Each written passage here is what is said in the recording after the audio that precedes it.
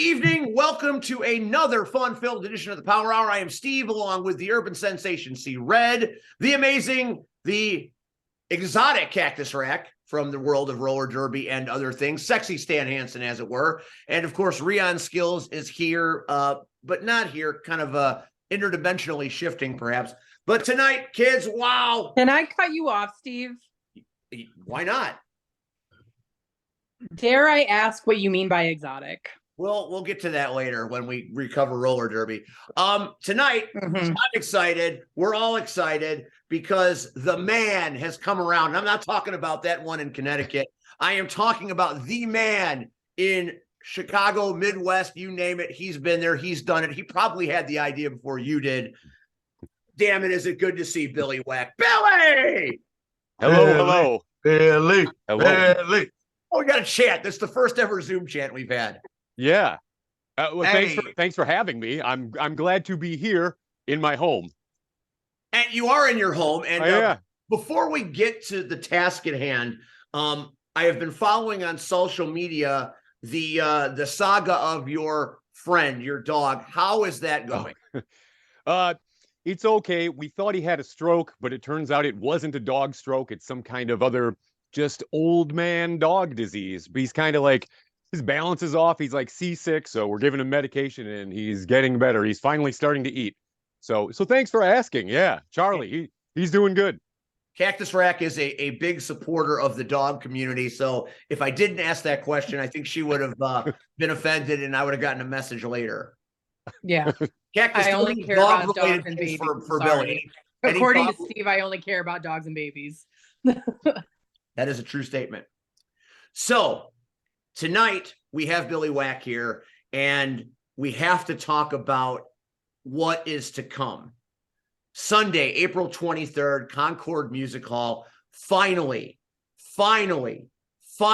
after a long buildup, a long time apart, we finally get the legend of a night of the super wrestlers.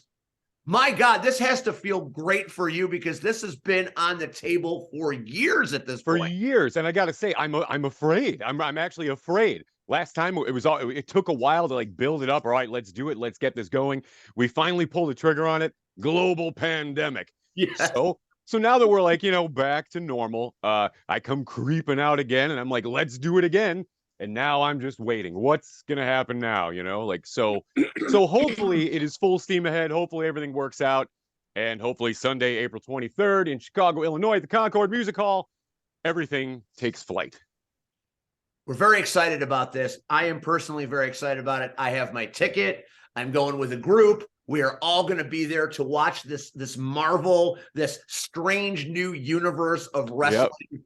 Yep. For the kids that don't know about the super wrestlers, and I'm thinking at this point that I'm watching it being shared around social media.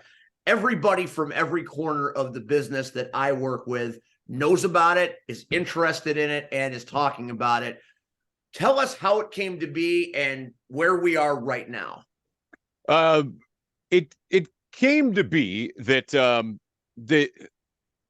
I don't know, the idea came, obviously years ago, years back, and it was just sort of and it's still the same idea, and it was just like Chicago wrestling. It is what it is. We know everybody's doing their thing. What if something happened and all these guys were from another dimension suddenly? It's like a metaverse of wrestling. People we know, maybe some people we don't know, new characters, new situations, just new pro wrestling stuff, without giving any spoilers. It's an 8-man, 1-night tournament, and the prize isn't a championship belt. We're going to see in the next few days and weeks what exactly it is and why all of these super wrestlers come out of the woodwork or from different dimensions or where different times, and they're all coming to converge Sunday, April 23rd to get this. We'll just call it a prize right now. We need stories in wrestling. We need goofy stories in wrestling. We have flippy flop guys, and we have great work rate, and we have all this and that, and we'll have this at Night of the Super Wrestlers. But I think the reason that really gets us there is a good storyline and good characters or weird characters. Let's get weird, everybody. Oh man, that is refreshing as a summer breeze. We're looking right now at the flyer that is up on Rion's screen. He has got the flyer there, and we see one solitary large human with a lucha mask and red tights and a cape. I know you're not going to give us. I had you on back before when we were doing the gorilla position on audio. We weren't zooming at that point, Yeah. but I had you on right before the Super Wrestlers, right before the global pandemic shut us down. And you were talking a little bit about a few of the people that were going to be there. I know we're keeping this hush hush, but what can you tell us about the man that's on the flyer, and why is that man on the flyer? This is what I can tell you about the man on the flyer. The man on the flyer may or may not be there, which I know sounds like I know, but is the man on the flyer a real person? Well, yes, a man definitely posed for that photograph. But we don't know if he'll be there. If being perfectly honest, I believe it was part of the marketing team that because I wasn't giving up names just yet, they sort of just went with this character. But this character may or may not be there still. Again, I know it's weird, and I think maybe I'm doing your show a little early. If you gave me a couple more weeks, which I would love to come back after some more stuff comes out. I'm gonna book that tonight. I'm getting you the week before it happens. Perfect. We're gonna have you on that Tuesday night because I want to hear everything. I want to hear about how the process happened, but then I want to hear what's happening right as we're up to it. Or if a pandemic occurs again, yeah, right. Or a comet comes down or something else cosmically thwarts you, I want to hear about that too. Yeah, for sure. I mean, if something like that happens, that's it. I'm out of here. I'm not trying this again. The universe has spoken. I'm done, you know. So the Super Wrestlers is amazing. And it's not a surprise that something like this comes from your mind. We are used to Billy Wack having incredibly creative things. I know you're still early in the process, and it's been a long time coming. Where does this rate, at least in what you hope it will be, up against where you've been? Honestly, that's a great question, Steve. And here's why. Let me tell you. Because anything that I've ever done, me and CM Venom, or CM Venom and I, proper English, we're actually working on it. We also started the LWF. I am personally looking at this like anything that we ever did in the past, as good as it was, if we were that good at it, this should be just as good, if not better. We should be wiser and smarter. We should have learned some things from the past, and hopefully this. I'm hoping this is like a 9.8 or a 10. I really am. I'm eggs in all of this basket. That's what I'm doing with this. So that's amazing. You know, I met CM Venom for the first time person to person when we did the roast of Ivan Manson at the bar in Tinley Park. And I obviously had familiar with his work, having attended many an LWF event, but I met him for the first time. And I was very, I tried to be as reserved as I could, but when you meet somebody that you've been a fan of, you mark a little bit. So I'm like, oh my God, it's so nice to meet you. I know all about you. This is great. I think I made him a little uncomfortable without the intention of making him uncomfortable. Impossible. So now I'm regretting that I bought a ticket because I think it'll be awkward. No, he's seen it all. Don't worry about it. He's good. That's good. Red, I'm going to talk all night unless you cut me off, because I could go on and ask Billy 7 bajillion questions. I've got them all. But let's bring somebody else into the mix. And Red, you speak. I mean, what can I say? I mean, first of all, I don't have any questions. And here's why I don't have any questions. Because you're smarter. I have learned when it comes to Billy Wack, you just sit back and just take the ride.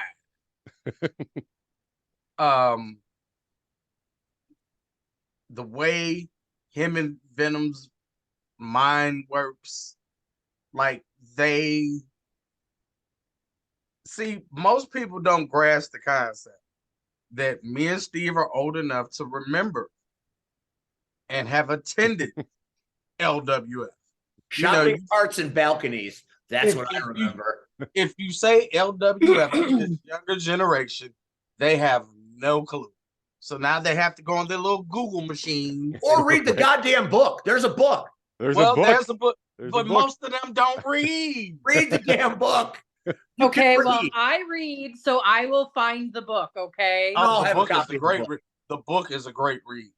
I will find the book. The Mighty LWF, available on Amazon right now or wherever Yes, it fine is. books are sold. Perfect. To know what they thought of, what they created, what they came up with was totally against the grain. To me, Chicago probably would have been dead if not for LWF. Because they, everybody was like, well, ECW was so anti-that. No. LWF was anti every damn thing. I mean, we were the only wrestling company that started because we were so goddamn mad at WWF at the time. I've told the story a million times, but we were so angry at the outcome of WrestleMania 9 with Hogan suddenly showing up and pinning Yokozuna when it was supposed to be Bret Hart. We were so mad at that. We just went outside and just like chain smoking. We're like, we should start our own wrestling. We're 18-year-old kids. We had no business even trying this, but that was the prevailing thought. Like, let's do something better. So we always were like, anti-pro wrestling, trying to do a pro wrestling thing. So all the energy went into the characters and all that stuff. So that's how we forced ourselves to be really creative, to try to do stuff that was just, we thought, again, in the early 90s would be better than WWF. I like Mantor. I'll say it. I think Mantors are great. Look at that bullhead. I love that thing. Obviously, like, real wrestling fans are like, oh, that thing's crap. Get that out of here. That's a stupid gimmick.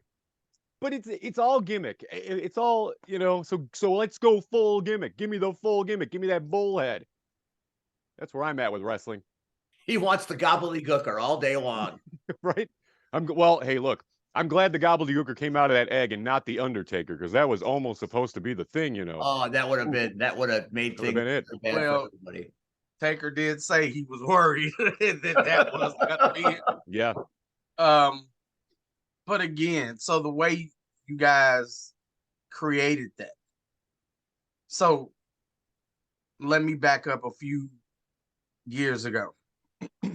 So I saw this poster and I'm thinking, the night of the super wrestlers. Okay, who the hell's running this? Why am I not booked?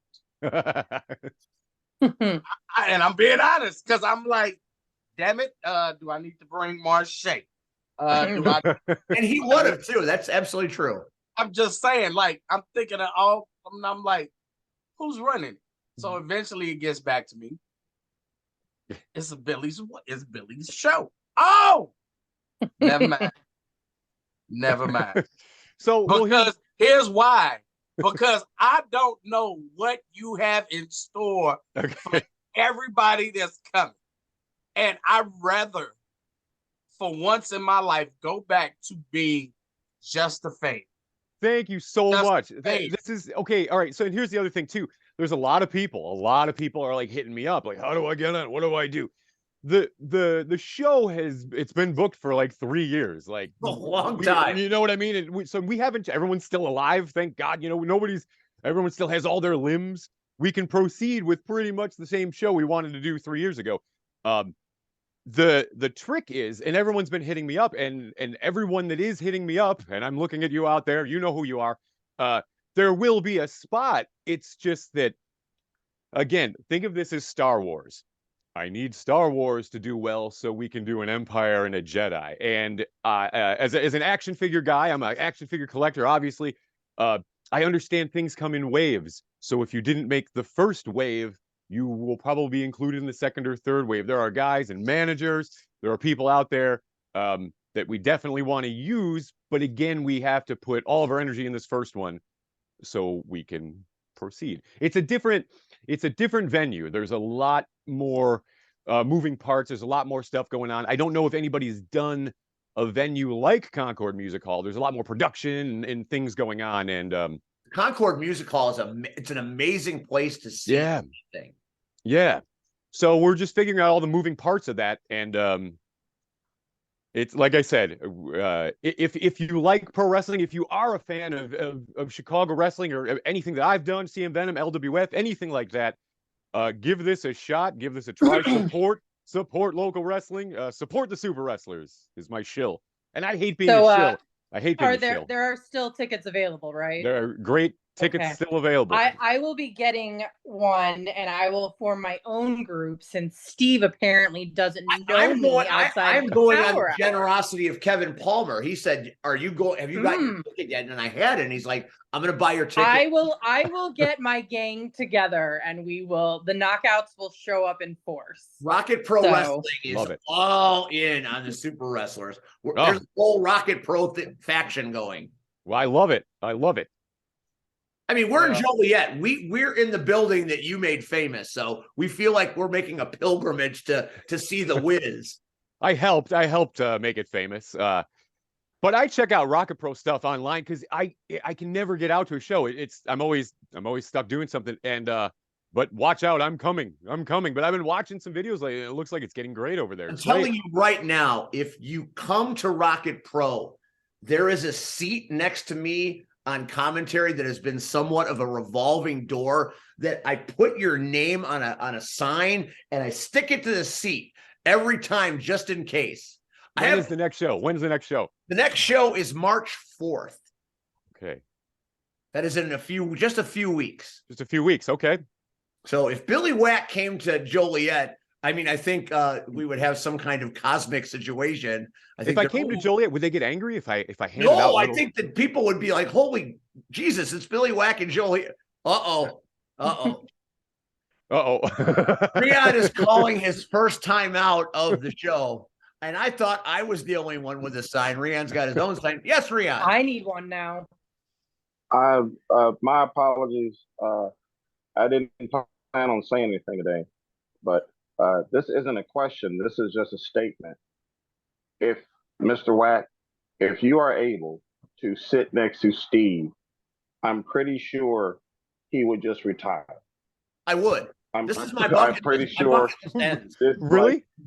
His bucket list is one long, and this is like the only thing. That's all I got. I'm done. So if you want me out, this is the way. This is like this is for me dealing it over at PCW, Wrestling over at Pro Championship Wrestling. This is something he's mentioned since he was doing Sports Chicago Radio or Chicago Sports Almost Talk a Radio. decade wow, Jesus. This is something that he's been talking for a while. Well, see, that's a lot of pressure. I can't do it now because if I do, then you're No. Listen to what I'm saying. It's not even a matter of you doing anything. Sitting next to him. Just sitting there. I'm dead serious. Wow. I'm just putting that out. He's not wrong. Not wrong at all. I will now disappear into the night. And there he goes. Bye, Rian. I missed you on Saturday. He's there. He's just not there. He and Max Holiday are shooting some kind of film. I don't know what kind of film, but there's a film being shot. Hey, now. All right. That's concerning. Again, right. And this is why I'm taking myself out of the scene for one night. I've experienced the LWF. I've experienced different companies from the top of the state all the way down to the bottom. But this is different. Different. And see, that's one of the reasons why I love Billy Wack is because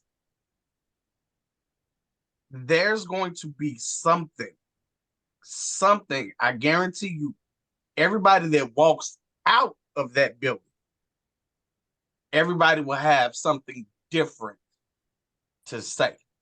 That I'll be able, Steve, did you see this? No, but what about this? Cactus, did you see that? No, what about that? I guarantee it's not going to be like going to a regular show and be like, hey, we all saw Gardner jump off the damn top of the building into a Dixie cup, and he didn't die. Not that I wouldn't see that. you know, it's like a lot of fans leave and they have the same moment.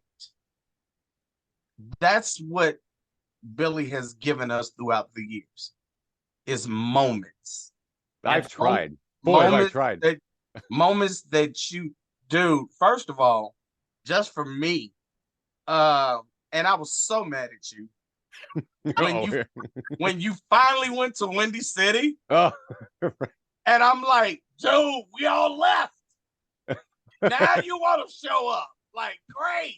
Like, I think that's why they brought me in. There was a massive void, and that's what it was. Like two ships passing in the night. We just missed each other. it was like, okay, great. Oh, now you're avoiding us. Okay. Thanks a lot. But even there, like, I no longer worked for Sam. So I'm like, fuck Windy City. But then you're there and it's like, but what are they doing? Right. Yeah. Damn. Like, he's making it great again. Like, damn. I was trying, you know, I was there briefly. It was a good time, but it got a little confusing with things, but it was a good time.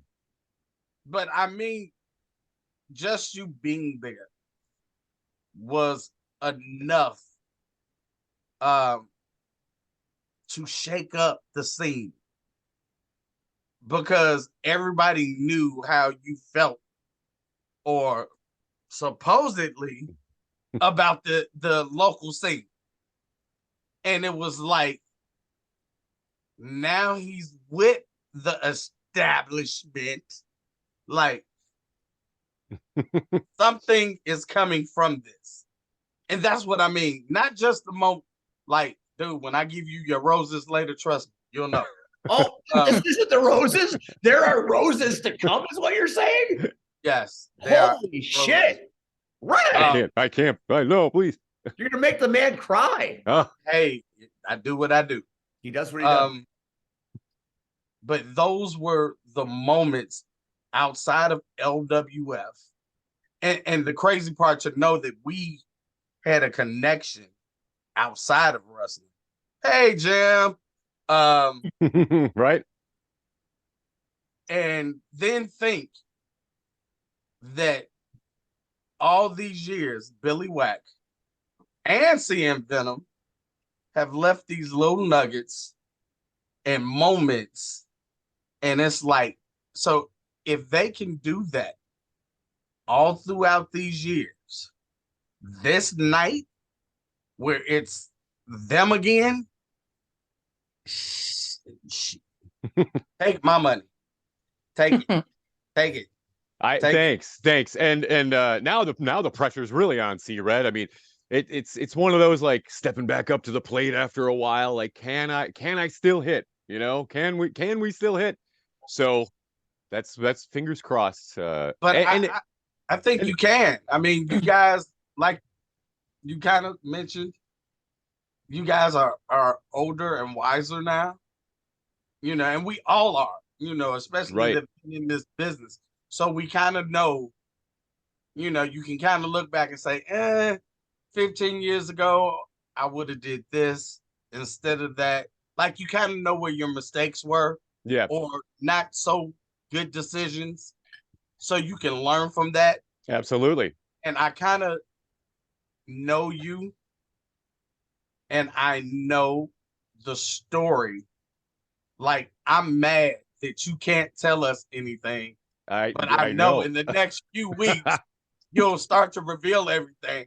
And that's going to make it even more sweet. Like, then I'm like, if I'm invested now and I don't know shit, but you and Venom are putting this together, how the hell do you think I'm going to be?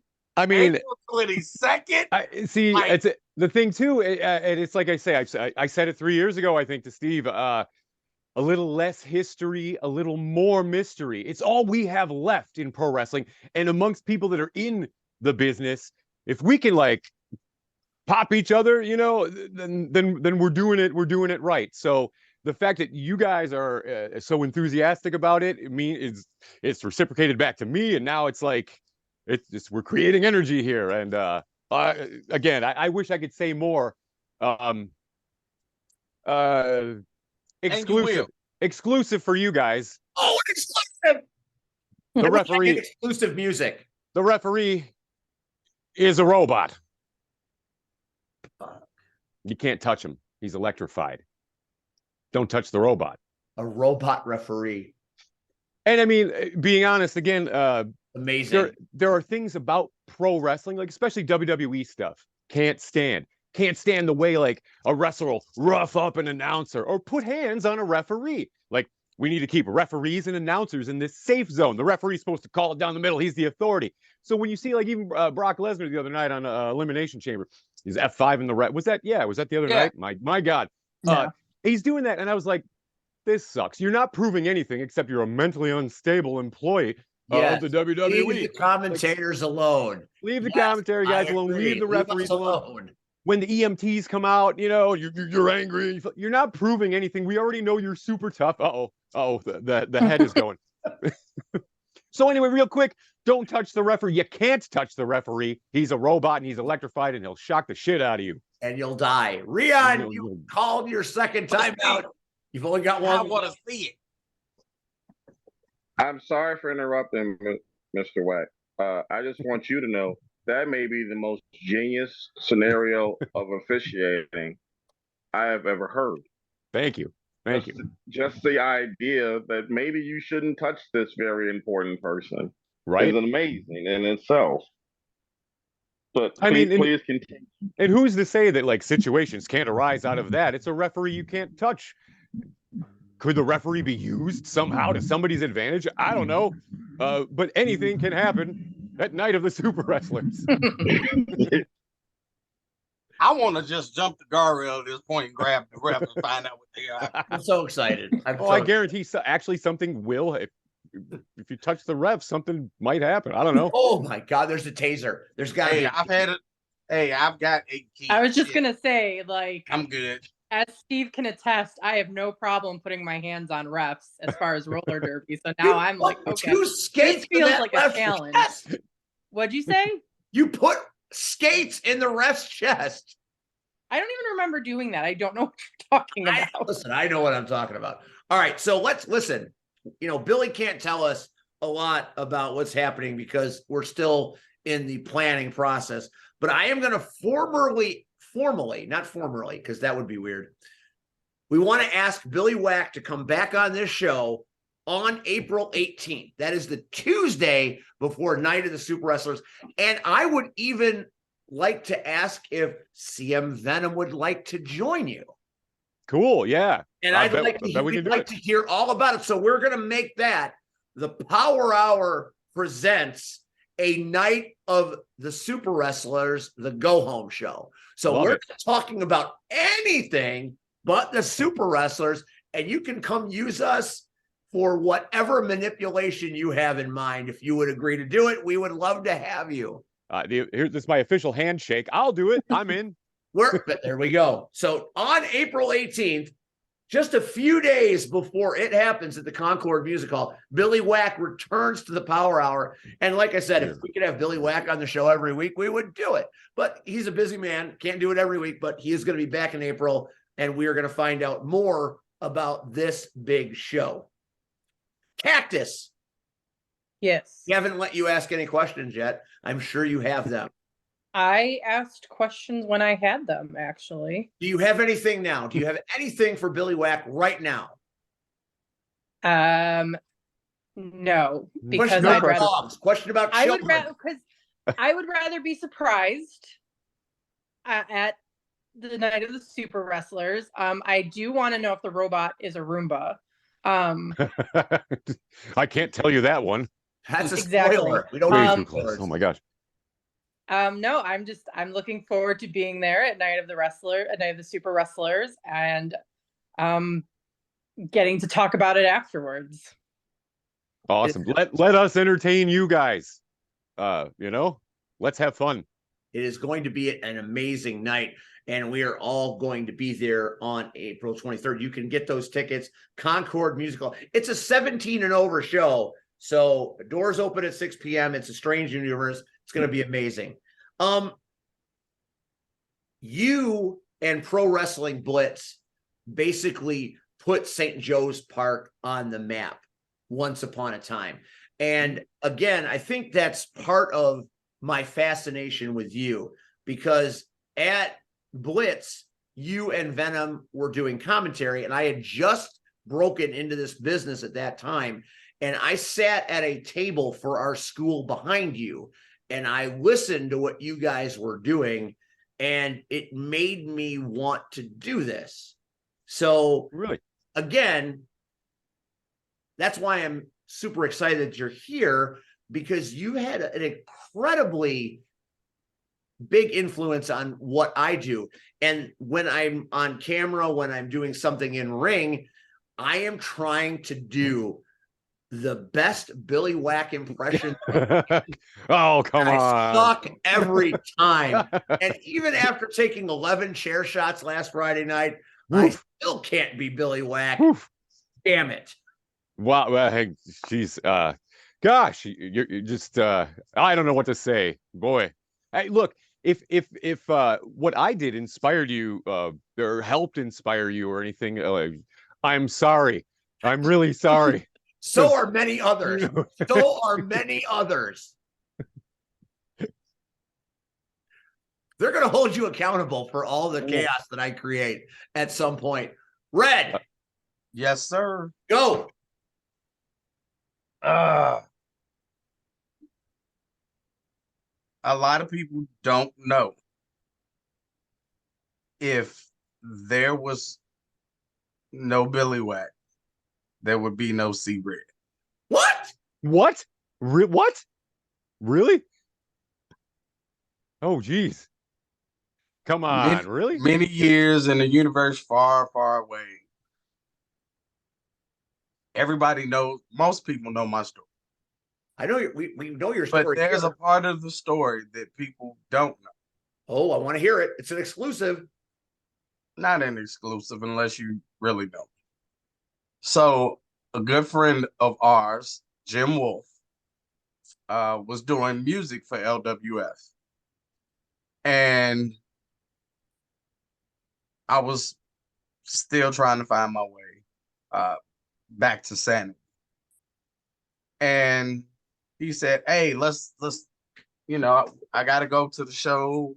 You should go and come with me, and you can be my +1 tonight. Okay, I go. And it's the night that you brought New Jackie. All right. Oof. Right. Welcome to the LWF. Right. And I sat there, I took in the whole show. First of all, I knew Billy Whack by the LWF hotline. So he had made an impact on me, and I had never seen the man. I thank God that's during the time they did not charge you per call. Oh, right. Wow. Billy Whack would probably be sitting in a mansion somewhere. And I never would have gotten married to Donnie. Because that damn phone bill would have been expensive. But anyway, so I go to the show, and then after the show, Jim says, hey, you want to go to the after party? And I'm like, where's the after party? He was like, oh, at the Bump Factory. Oh, okay, whatever. I'm with you. So, hey, sure. We get to the Bump Factory, and I'm standing around. I am nervous as shit, but I'm in awe of this building. That's the and I don't even know if Billy remembers this, but guys that had worked the show were standing around drinking beer and kicking back, and the truck had pulled in, and he who remains nameless okay came out and started yelling. Oh, right. Because I was helping put first of all, here I am. I'm marking out that I get to put up a wrestling ring. I didn't give a damn about who was supposed to do it. And Well, that's the feeling always the first time you do it. Like, wow, cool, I'm setting this up. And then it just, you're like, all right, I'm out of here. I don't want to do this. very true, very true. But it was so impactful to me because he who remains nameless, like tore into all the guys' ass, and then handed me a beer, which was odd as shit. That is here. Well, because they were doing it, and he was like, "Well, he doesn't even work here, and he's busting his ass. You guys just finished wrestling in this damn ring, Yeah. and you're too good to put it back up." Yeah. And like, so I'm standing there next to Jim, and I'm drinking it. New Jack comes out drunk as shit. Anyway, that left an impression. So when I left that night, I decided I wanted to wrestle. Oh, wow. So there were 3 companies on my list.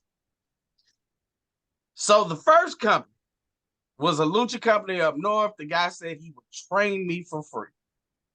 Great.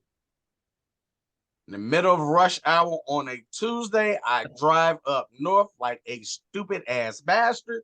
For an hour and a half, I'm stuck in traffic. I get there. We're at a park district. He's like, "It's great to meet you. Welcome." And I look around.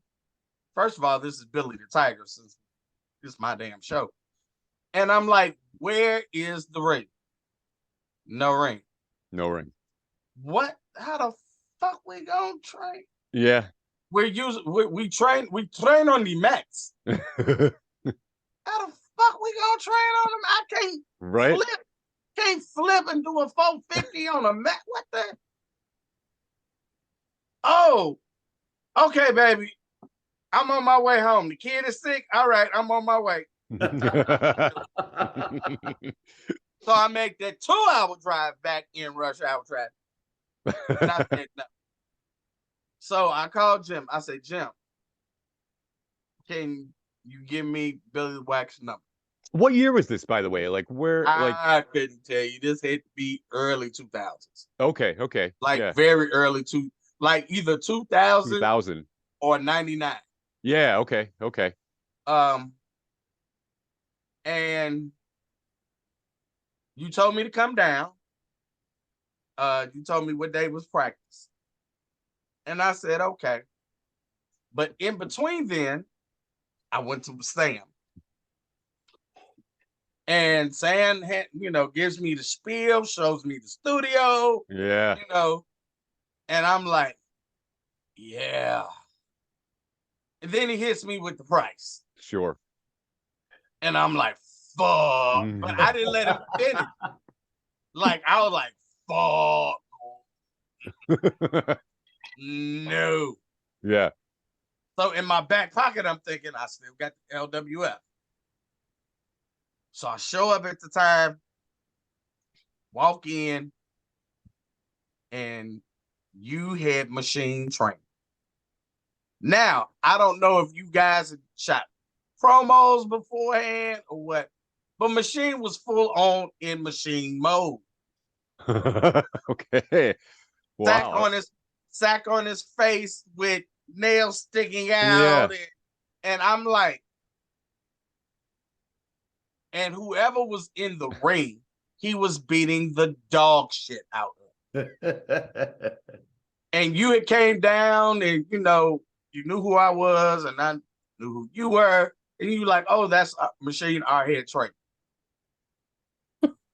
It feels like it was like a 2000, 2001 thing, but yeah. But it was like, fuck you. You mean to tell me this dude with nails sticking out of his head is gonna train me? So back to Sam. You went to Sam. I went back to Crawled back to Sam. I didn't crawl, but I ran back pretty quick. You know, I was like, I can wrestle at a place where there's toys, but I could die. Toys die. I'm just gonna go back to Sam. But meeting Billy and finding out how genuine of a person he was even before he knew I was joining, thinking about joining professional wrestling, changed my life because Billy Wack was willing to give me, a drug addict, a alcoholic, a shot. I will never forget that. Most people would have turned their back and said, get away from me. You didn't do that, Billy. I wouldn't do that, no. So I'm appreciative of you. I was a fan before I got into business. I'm a fan when I got into business. And 20 years later, I'm still a fan. I appreciate everything you have done for me. The friendship, the honesty, you being you. The best part of talking to Billy Wack is when you don't talk wrestling. No, I'm being honest, dude. Like, we've had multiple conversations about comic books, about action figures, like stuff that we grew up just liking. Yeah. And again, Billy never made me feel like a piece of gum on the bottom of his shoe.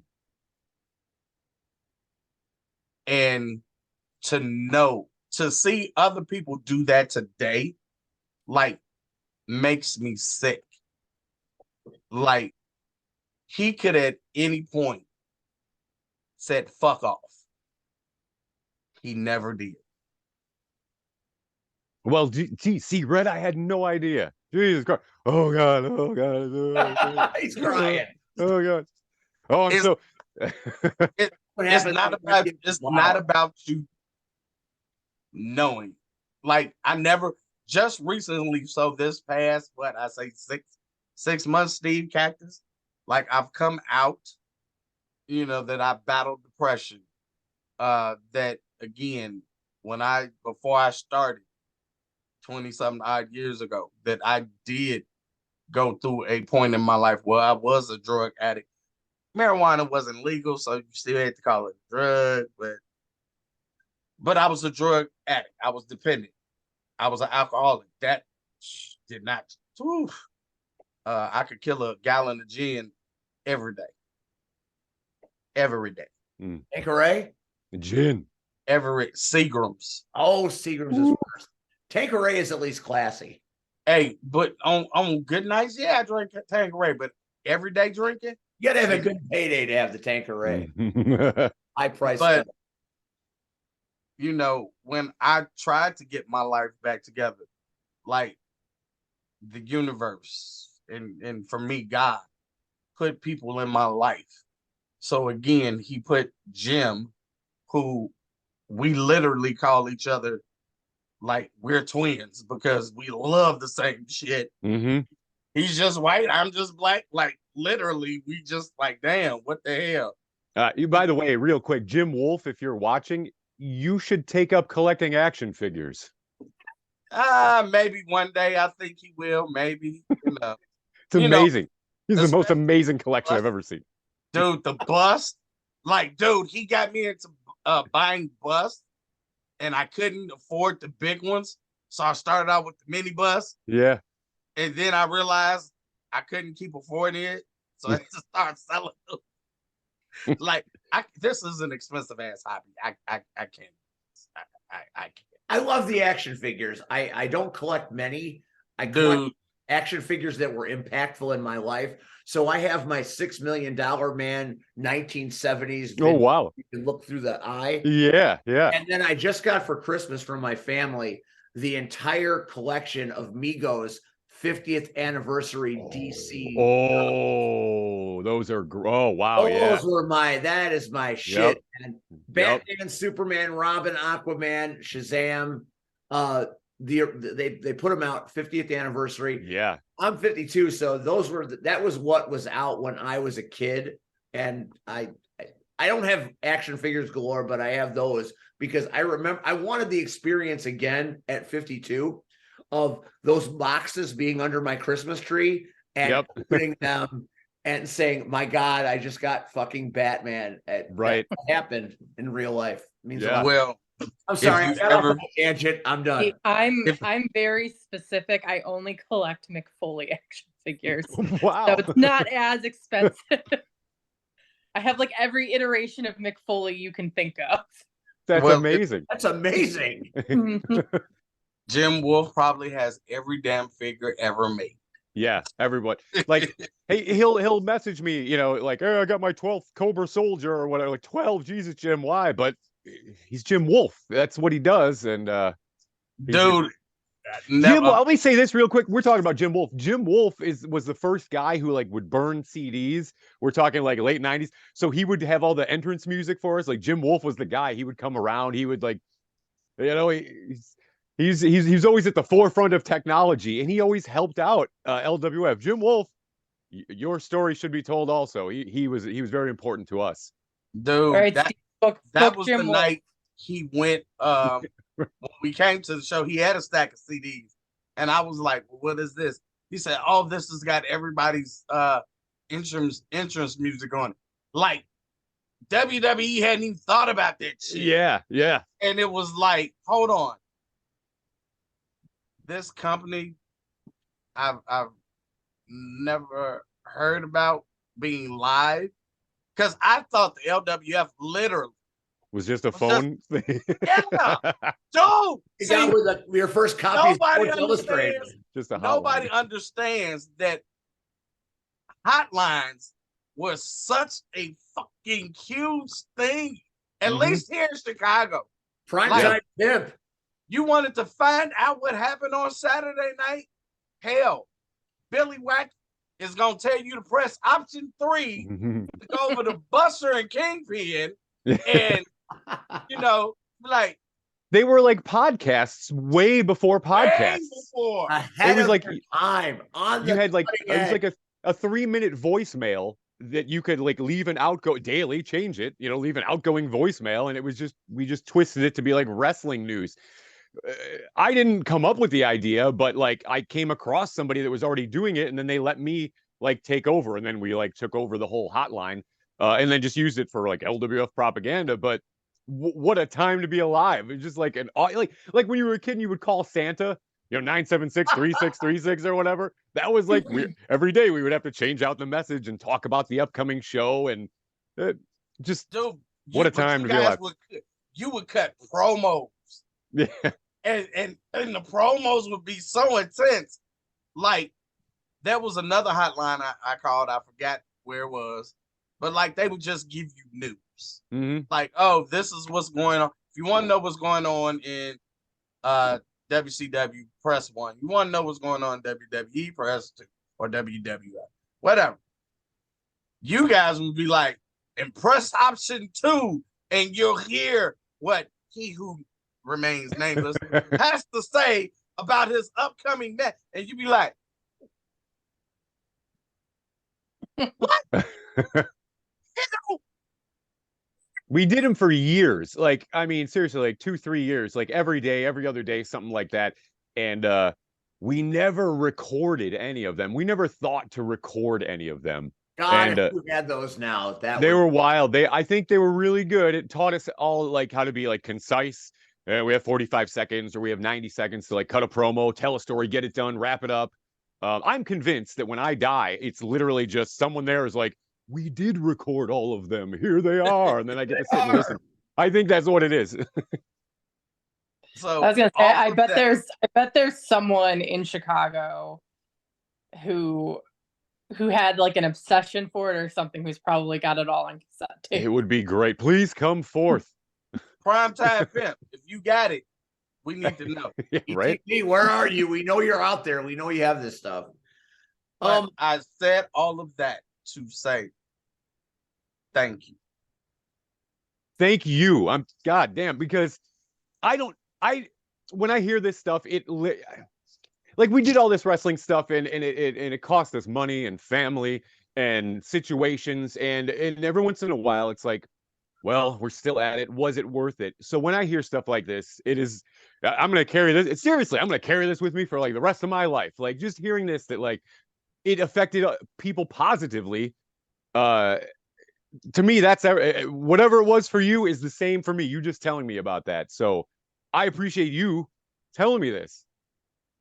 Well, I mean, I wonder, like, was this wrestling thing really worth it? But to hear like that it ended up being good for people.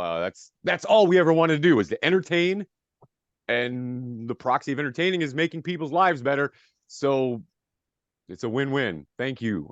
I agree. I agree. And then to make it even sweeter, you guys accepted me, even though I wasn't with the LWF. I remember it was a PCW show, which was fucking crazy because you had PCW, like they're running the show, but LWF on one side, Windy City guys on the other side. And it's like, I'm in the middle of a fucking war. Like, and I literally remember walking up to Billy and going, "What's up, Billy?" And he was like, "Hey, what's going on, C-Red?" And I'm like, "You know my gimmick name?" Like, "Oh, okay." Like, that blew my mind, like, just in that short amount of time that I had been in the business. That you guys, like, I didn't have C-Red on my chest or whatever. I wasn't wearing a red suit, but you guys, like, accept me as he's one of the boys. And it was like, it's like literally like the fraternity I just joined. Like, I felt like I am now part of this elite brotherhood. And getting that from you, of all people, made it just come full circle for me. So thank you. Like I said, everybody's welcome. But geez, I feel so awkward. I feel so awkward. You're welcome like 7 times. What is he gonna say? C-Red gives roses like nobody else does. It's like impossible to follow up after C-Red. It really is. I don't know what to like. Oh gosh. I'm gonna say this: the LWF was the first independent wrestling show that I ever saw in my life. My world was WWE, WCW. That was it. And because CM Venom worked with my friend Charlie, he invited him out to the show. So we came out to the LWF and my mind was fucking blown. There were shopping carts. People are jumping off of balconies in Lamont. Yeah. I was hooked so hard by the LWF that when I got a chance to do PCW for the first time through the school, they're like, "Do you want to do?" I mean, we don't really have any football or baseball for you, but we got this wrestling company wants you to do commentary. Can you do it? And I'm like, independent wrestling wants me to do commentary. Fuck yeah, I'll go. So it's because of that experience in Lamont all those years ago with shopping carts and balcony jumps and just all the chaos that happened. I mean, when you watch TV wrestling and then you saw the LWF. You were like, my God, why don't they do that? Because they weren't doing that at the time. Why don't they do that? That must have been during the time we were like, fuck you, Hulk Hogan. How dare you pin Yokozuna? We're going to jump off of balconies and throw, paraphernalia in a shopping cart and kill people. So I totally get what you were doing. But to somebody that was a wrestling fan, that was a fan just kind of on the outside, you hook people, and people still talk about it today. We did DWA at in a few years back up in where was that at? In that big that was at Tinley. I think that one was at Tinley. If I'm thinking about the same. Well, DWA does in Tinley now. They do that. They do. It was the Compass Arena Arena, and Red and I did commentary. And, there were LWF people in attendance. Acid was there. And when Acid came out, all Red said for the entire time on commentary, it's Acid. And people are looking over at C-Red like, oh God, his shit just kicked in. Help this guy out. Yeah, C-Red just he got just ate an edible, and now here we are. It's acid. It's acid. What's wrong? It's acid. LWF has been gone so long, but it is still so present. And that is what is amazing, because you still hear people talk about it. And now with the super wrestlers coming out, the people that brought you LWF are now bringing you something new. So I think that's why everybody's so excited about it, because I know when I go there, I'm not calling a match. I'm not getting hit with a chair. I'm not doing anything. I'm going to sit in my seat and I am going to cheer like I did when I was 19 years old in Lamont, watching various people. I know we're saying thou who shall not be named. You're right. We're dealing with some Voldemort Harry Potter shit, but I was there, and that shopping, it had such an impact on me that when I go to the super wrestlers, I'm going there with that mindset. I know what they're capable of. So the fact that I know what they're capable of, here we are in 2023, where the world, we've come so far. What the fuck are they going to do with all they have now? And I think that's what makes super wrestlers, the possibilities are absolutely endless. I feel like a parent at Christmas time. I know what the kids are getting for Christmas, but I can't tell you. I just can't tell you yet. I'm not opening them up before Christmas morning. I don't want it. I told you about the robot. That's more than I probably should have said. But I want to go to bed with visions of sugar plums dancing in my head. That's for sure. You know what it's like? We can all kind of relate to this. Billy Wack, CM Venom are sitting in his basement, and they're surrounded by action figures, and they're like, let's do this. No, let's do this. No, let's do this. That's what I'm expecting, honestly. Like, I feel like we're going to be watching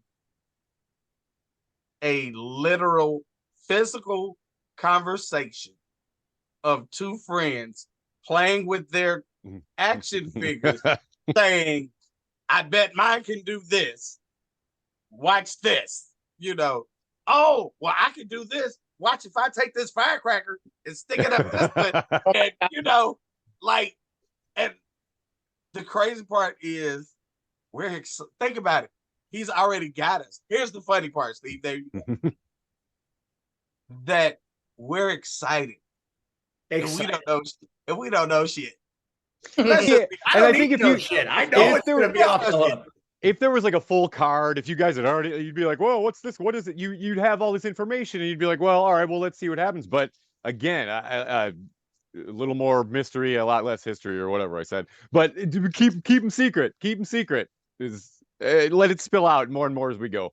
Indie wrestling companies don't do this anymore. They're always like, we got all the guys, put them all on a poster and fucking go. Look, here's all the guys all greased up with like some weird filter on them, and you see like 9 guys on a poster, and it's got some lame name of the show. Like, admittedly, like, super wrestlers sounds kind of basic. Night of the Super Wrestlers sounds kind of basic, but it's I don't know. It's not the usual like 3 or 4 letters of a wrestling company.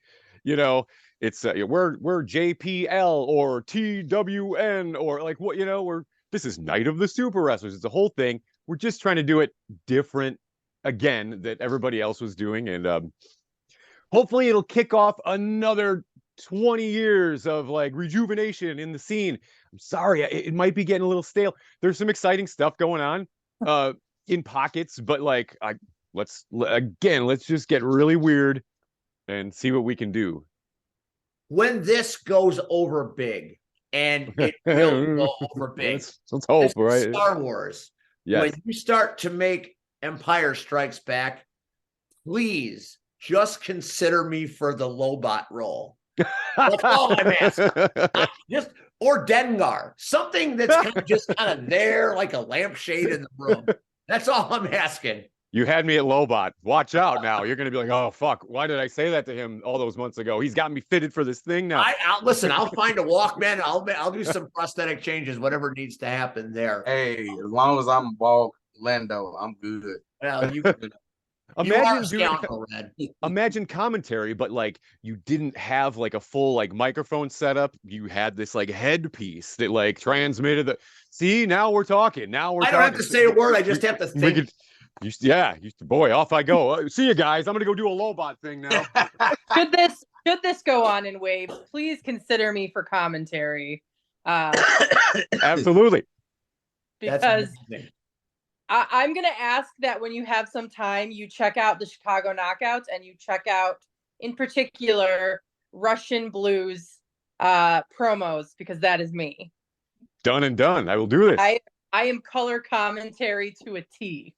She is. It's true. Awesome. More color than commentary. If you've never seen roller derby live, I'm going to invite you out to come see roller derby. For the knockouts, because it'll change your life. What they do in Homewood is one of the craziest things I've ever seen. And that crowd, the bloodlust in the crowd that happened this past Saturday night, I thought people were going to start charging the floor. It was an epileptic situation. It was crazy. Can you please stop using that term? I can't help it. That's what people are coming at you. Is crazy. No. You said no. That's what I said. On the day that we find out that my epileptic child had a normal EEG, we will not make jokes using seizures. That is not a joke. That was merely a phonetic. Remember when I said use better words? I have a problem with words. That's just the way I am. Okay. So you can't tell us anything about what's happening. I guess the question is why? Why now? I mean, I know we've been looking for the super wrestlers for a few years, and I know the pandemic kind of screwed things up. But what made April of 2023 the right time to do it? And what made the Concord Music Hall, which has seen many great concerts? I have been to the Concord Music Hall many times to see comedians, to see musical performers. I'm looking at it in my mind's eye, trying to figure out how the wrestling is going to happen there. I can't wait to see what you do. But why now? Why there? Why? I am this is going to sound strange. I don't know how to explain it, but I'm a sucker for numbers, like numerology and weird stuff. So the date of 4/23/23 appeals to me. It was free and available on the calendar at the Concord Music Hall. But now oh boy, let me see here now. CM Venom and myself have been selected by apparently an outside force to run this wrestling show. And we're going to find out more about that in the next week or so. Maybe this wasn't our idea to do this. Maybe there is somebody else that's pulling the strings on us. A higher power, possibly. I mean, all these weird names. We've never heard of any of these wrestlers. Who are these weird wrestlers that we were originally going to have? Like Pubic Moose. Like there were some weird deep cuts and weird names. I'm a big fan of Pubic Moose. I was a big 3 years ago. I my desire to see Pubic Moose was off the chart. Pubic Moose might even be there. I don't know. Don't tease me. I don't know who's going to show up. I'm supposed to know who's going to show up. In fact, it's my responsibility to make sure they're all there. But I don't know. More to come. If there's a guy named the White Phenom, no, we are fucking leaving. There's not. Okay. Spoiler. There's no right. White Phenom. Okay, just checking. Just checking. No White Phenoms. Hey, I had to check. In fact, don't ever say that again on this show. There must be a backstory. somewhere there's a white phenom somewhere. Yeah, well, we're hoping that that's not true. We're hoping that right. is gone with the dinosaurs and some plant life. Yeah. As you get ready, as you're getting set to put this show on, and you think back to all those years that you did things at LWF and you know, obviously at Pro Wrestling Blitz, and now here you are moving on. Do you still get nervous when God, I got nervous for this. there is no earthly reason why you should be nervous for this. Yes, extremely nervous. I'm nervous about everything. I haven't run a show in like legit 20 years. I've been on shows, I've booked shows, I've helped do videos, I've done all the other shit, but I haven't actually like put myself out there and run a show in legit 20 years. I think the last LWF show was like 2004. So 19 years, but let's round up 20 years. And so yeah, I'm nervous about everything. I'm nervous about what am I going to wear? I got to have a good looking suit that night. I got to, is the ring going to Yes, I'm worried about every little thing. To the point where like yeah, I'm stressed. I'm very stressed. Well, I suppose there's something to be said about that, because if you weren't feeling like that, you know, would you even feel like this was something that should happen? Because Right. we should all have that when we're doing something big. Right. Yeah, I mean, literally, and it's the same. It's honestly, it is the same feelings almost going back to the very first LWF show back in the day. Here it is. We rent the venue and you're selling tickets. You're like in a whole, this isn't backyard anymore. So you're in this whole new bracket of we're charging money for complete strangers to come in. God, I hope we impress them. So it's all that again. And this goes back into my thing. Like if I was ever as good as I was, if we were ever as good as we were, can we still do it? If this falls short, if this fails, I'll be like, oh my God, what have I done? I've tarnished my legacy, right? So there's a lot. It's a lot of craziness. So I'm just hoping it does extremely well. Where do you see, let's say this is very successful. Concord sells out, everybody has a great time, and we want more. Do you want this to become something that is annual, biannual? Are you looking to take this and make this something LWF like? Are you looking to be one and done? What does Billy Wack and CM Venom want super wrestlers to be or become? I think ideally, I would like to fall into the old WWF pay-per-view schedule, like 4 a year, top of the year, spring, Summer Slam and a Surviving series type thing, like those 4, like do something like that. If it gets even bigger, well, then we'll add like a 5th one, like they threw King of the Ring in the middle of it, just going by that, like almost seasonal schedule. Doing month to month, you could get burnout. You could burn out. And I know a lot of indie companies do it, and I don't know how it works for them. I don't know if they're just like opening the doors to the same like 70 people, and it's only like that because it is every month, and I'll just catch the next one. So we want to make them a little more special, and I just want to get the green light to do the second one because again, there's Star Wars and there's Empire Strikes Back. And a lot of people are like, well, what's your favorite Star Wars movie? I personally like Star Wars A New Hope. But many, many, many people are like, Empire Strikes Back is obviously the best one. That was me. Here's why. Star Wars, you have to set up a little bit of time to establish the characters. Yep. Empire Strikes Back, we already know everybody and we can hit the ground running with storylines. We already know Luke and Han. We don't have to introduce them. We already know what's going on. Empire has more room for storytelling and can already be a better story. I just like Star Wars because I like the Tatooine and everything looks dirty and it's old Ben gets killed and Vader looks weird. I like that. But once we get to Empire, it's gonna get weirder, even weirder. Lobot will lose a hand Right. just in case. Yes. So as you're setting this up, as you're getting ready to go, and we get closer and closer to April 23rd. What is your hope for that night? I mean, you know we'd like you to have a crowd where you would get a green light to do a second show. I mean, that's a foregone conclusion. But when you're sitting there, you know, a few minutes before 6 o'clock, before the doors open, and you're kind of collecting your breath and collecting yourself, what is going to be running through your mind, and what are you hoping to find?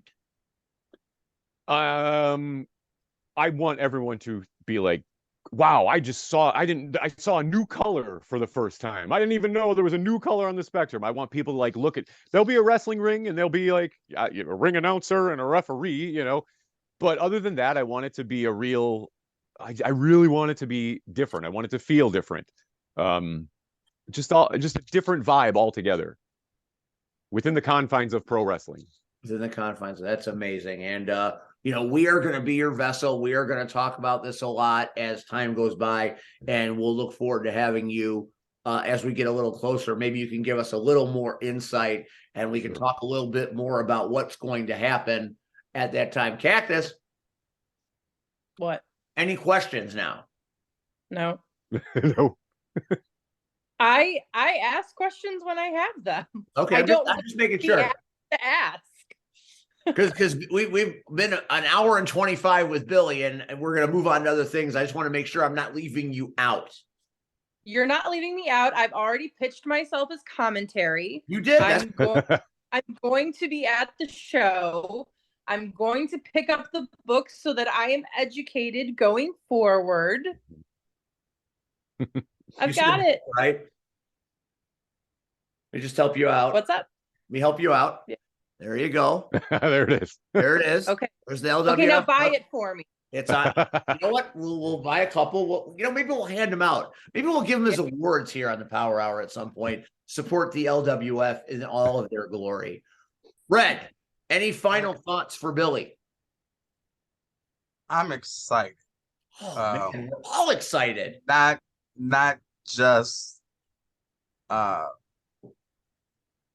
to come and watch what I believe will be a total experience. I'm excited to see what two of my friends in their twisted little mind sitting in his basement with all those action figures have came up with. Like, I've in my head literally this whole time I've been sitting here and that's the whole thing. And I don't even know if I want to partake on the show before the 23rd. What? And here's why. You want to be because correct. if I'm excited now and I don't know shit, think about that night when I walked out. Like, I have no hair, so I want whatever's back here to be blown out completely. All right, Steve, it looks like you're on your own again. Like, when's the last time you've been excited like that, Steve? About something that you really know nothing about? It's like a Marvel or DC movie now, and they just say, here's the title card. You don't know who gonna be in it. All you know is here's the title card and the date. And you're fucking, think about it like this, if I could put it like this, if I have to make an analogy. During the Super Bowl, we all watched the Flash trailer. No, we watched the Michael Keaton promo. That's right. That's right. Everybody fucking lost their shit. About Michael Keaton. Let's be extremely specific. Yeah, it wasn't Ezra Miller. It wasn't Ezra Miller. Well, it was everything. It was everything. That's how it is right now. All we have is a guy on a poster Not who may not be a wrestler. He may or may not. He may not, but I Well, mean, you guys saw the video today or yesterday, right? Did I miss that? How is there's that a possible? new we dropped a character video. The first What in the actual fuck? you guys didn't see this yet. Oh my No. god. A new thing dropped today. see, Steve, you dropping the ball. A hot rod up to speed on this. Let me I was message. waiting. I thought somebody was going to say something about the video today because gives a little information, kind of.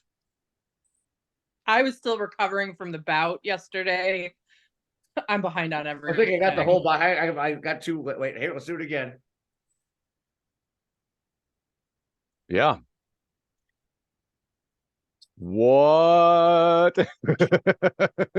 What the fuck? Whoa, wait a minute. I missed all of that. Whoa, stop the wait, hang on, I'll be right back. How are you going to leave during the show? Oh shit. Well, send it to me. I know it to that us. fucking dude. I didn't know he had I didn't know he had a multiverse hand. Something's wrong with his hand, and apparently Red, you know Shogun. he thinks coming to Super Wrestlers is somehow gonna maybe help his problem. I don't know. I'm gonna see that dude in a week. I'm gonna do what's up with your hand. Shogun. Maybe it's a different Shogun from a different dimension. Oh, my God. I'm loving this already. You know. It's Logan Chris Shogun. Right? Yes, Yeah. Logan Chris. Logan Chris. I'm just telling you, the multiverse ain't got shit on us. Damn. Billy Whack, it is well established that you are a genius. Oh, please, You're gonna get modest and you're gonna do what you do. But that is a foregone conclusion in this business. You can ask anybody. And Thank you. You haven't made plans already to be at the Concord Music Hall on April 23rd to see what's going down, then you really don't like wrestling, because what's going to happen is something that is going to do something that no company has the ability to do anymore. And that is fucking surprise you. And that's why we all love wrestling. We all love to be surprised. We love when something unexpected happens that we never saw coming, and then we talk about it at length. And that is the entire purpose of what's going on April 23rd. And there is no two humans better to deliver these goods than Mr. Billy Whack and CM Venom. I am so happy you are here. I'm going to be counting the days until April 18th. Me too. And I know somewhere on that wall behind you is Han Solo in his Hoth gear, which is my favorite action figure. Really? That was my jam back in the day when I was a guy. Yeah, he's there's two of them. Of course there is. Of course. Or actually three, but yeah. There's specifically Han Solo in his Hoth outfit. Yeah. There's just something about going outside in a hoodie with fur that makes you feel like you're on Hoth every fucking time. Every time. Every time. Billy Whack, thank you. Bless you. Thank you, guys. I don't think you understand what you mean to wrestling. Maybe someday you will. Maybe I haven't. Again, in Joliet, there is a seat at commentary for you anytime, and I will be able to retire at that point where I get to do commentary with Billy Whack. It's my bucket list. That's the only thing. That's all I got. Yeah, well, I don't want you to retire, but I might take you up on that offer anyway. A lot of people do not share that opinion, but that's a story for another time. Billy Whack, thank you. Bless you. We will see you on the 18th, April 23rd. We can't wait for what you're going to do. You are why a lot of us do what we do, and we appreciate the hell out of you. Thank you so much. I don't smile for like an hour and a half straight, but I have. I just sat here with a shit-eating grin. Like, I appreciate you guys so much. So thanks for everything.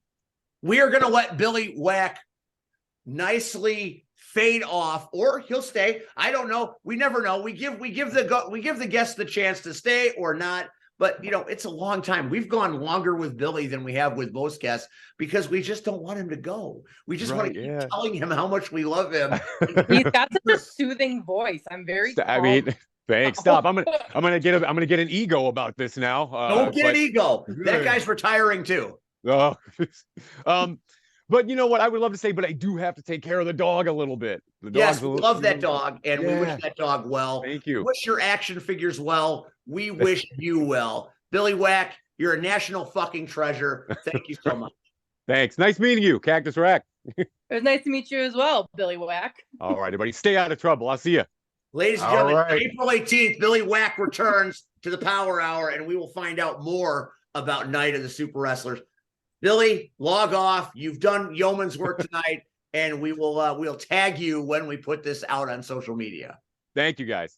All right, that is the one, the only, the incomparable Billy Wack. He's the goods, man. And Night of the Super Wrestlers is going to be one of the craziest nights in the history of the universe, bar none. Shogun Chris Logan with some kind of metaphysical hand. I don't even know where to go with it. Thank you, Billy. Thank you, guys. And Billy Wack is gone. And now here we are.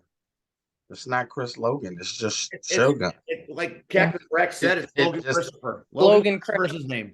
Yep. So, dude, how awesome was that? I know the dude, so I mean, he's always been pretty awesome. That was pretty cool, right? That was pretty cool. I never heard of that guy until like a few weeks ago, but that was pretty cool. God, Billy Wack, there's something otherworldly about that guy. I don't know. I can't quantify it. But I just want to do commentary because I sat backstage and listened to them do commentary, and I'm like, these guys are genius, and I just want to be a part of it. And I won't be as good as him in any way, but I just want to be part of that team one time so I can record it and keep it. That's what I want. Red, you were amazing. That was fantastic. It's not being amazing, it's telling the truth. Again, there's a lot of people that don't know they played a part in not only creating what would become C-Red, but just saving my fucking life. Like, these people don't grasp the concept. Like, and I just told somebody this Sunday that nobody understands that I would be dead. There's no, I'd be a bum or I'd have been dead. My kids would have grew up without their dad. I'd have never got to see my grandchildren. Like, dead. And these people played a significant part in saving my life. Boz will never grasp that concept. Beat to the Terry Allen will never grasp that concept. The president. These people help pull me out of a fucked up headspace. And the sad part is a lot of people won't get it. I just told somebody today, there's a lot of people, they say they're in your corner and they're really not. But then you've got those that will honestly lift you up when you're down. I told somebody, same person this today also. Unfortunately, we're born into our families and we can't choose that. We can't come out and say, you're going to be my mom. Oh, I want you as my dad. You're going to be my brother. You're going to be my sister. You're going to be my aunt. No, we can't choose that. You're born with who you're born with, and it is the way it is. But sometimes you meet people that become closer than your blood family. And that's a precious thing. And you should hold on to that. I was thinking about that at brunch. Because some people, even in your own family, won't believe in you. They'll see you when you're down and just say, hey, get your ass up. And not understanding, hey, I might need a hand getting up. But somebody you've met 5 years ago that's been there for you since day one extends that hand.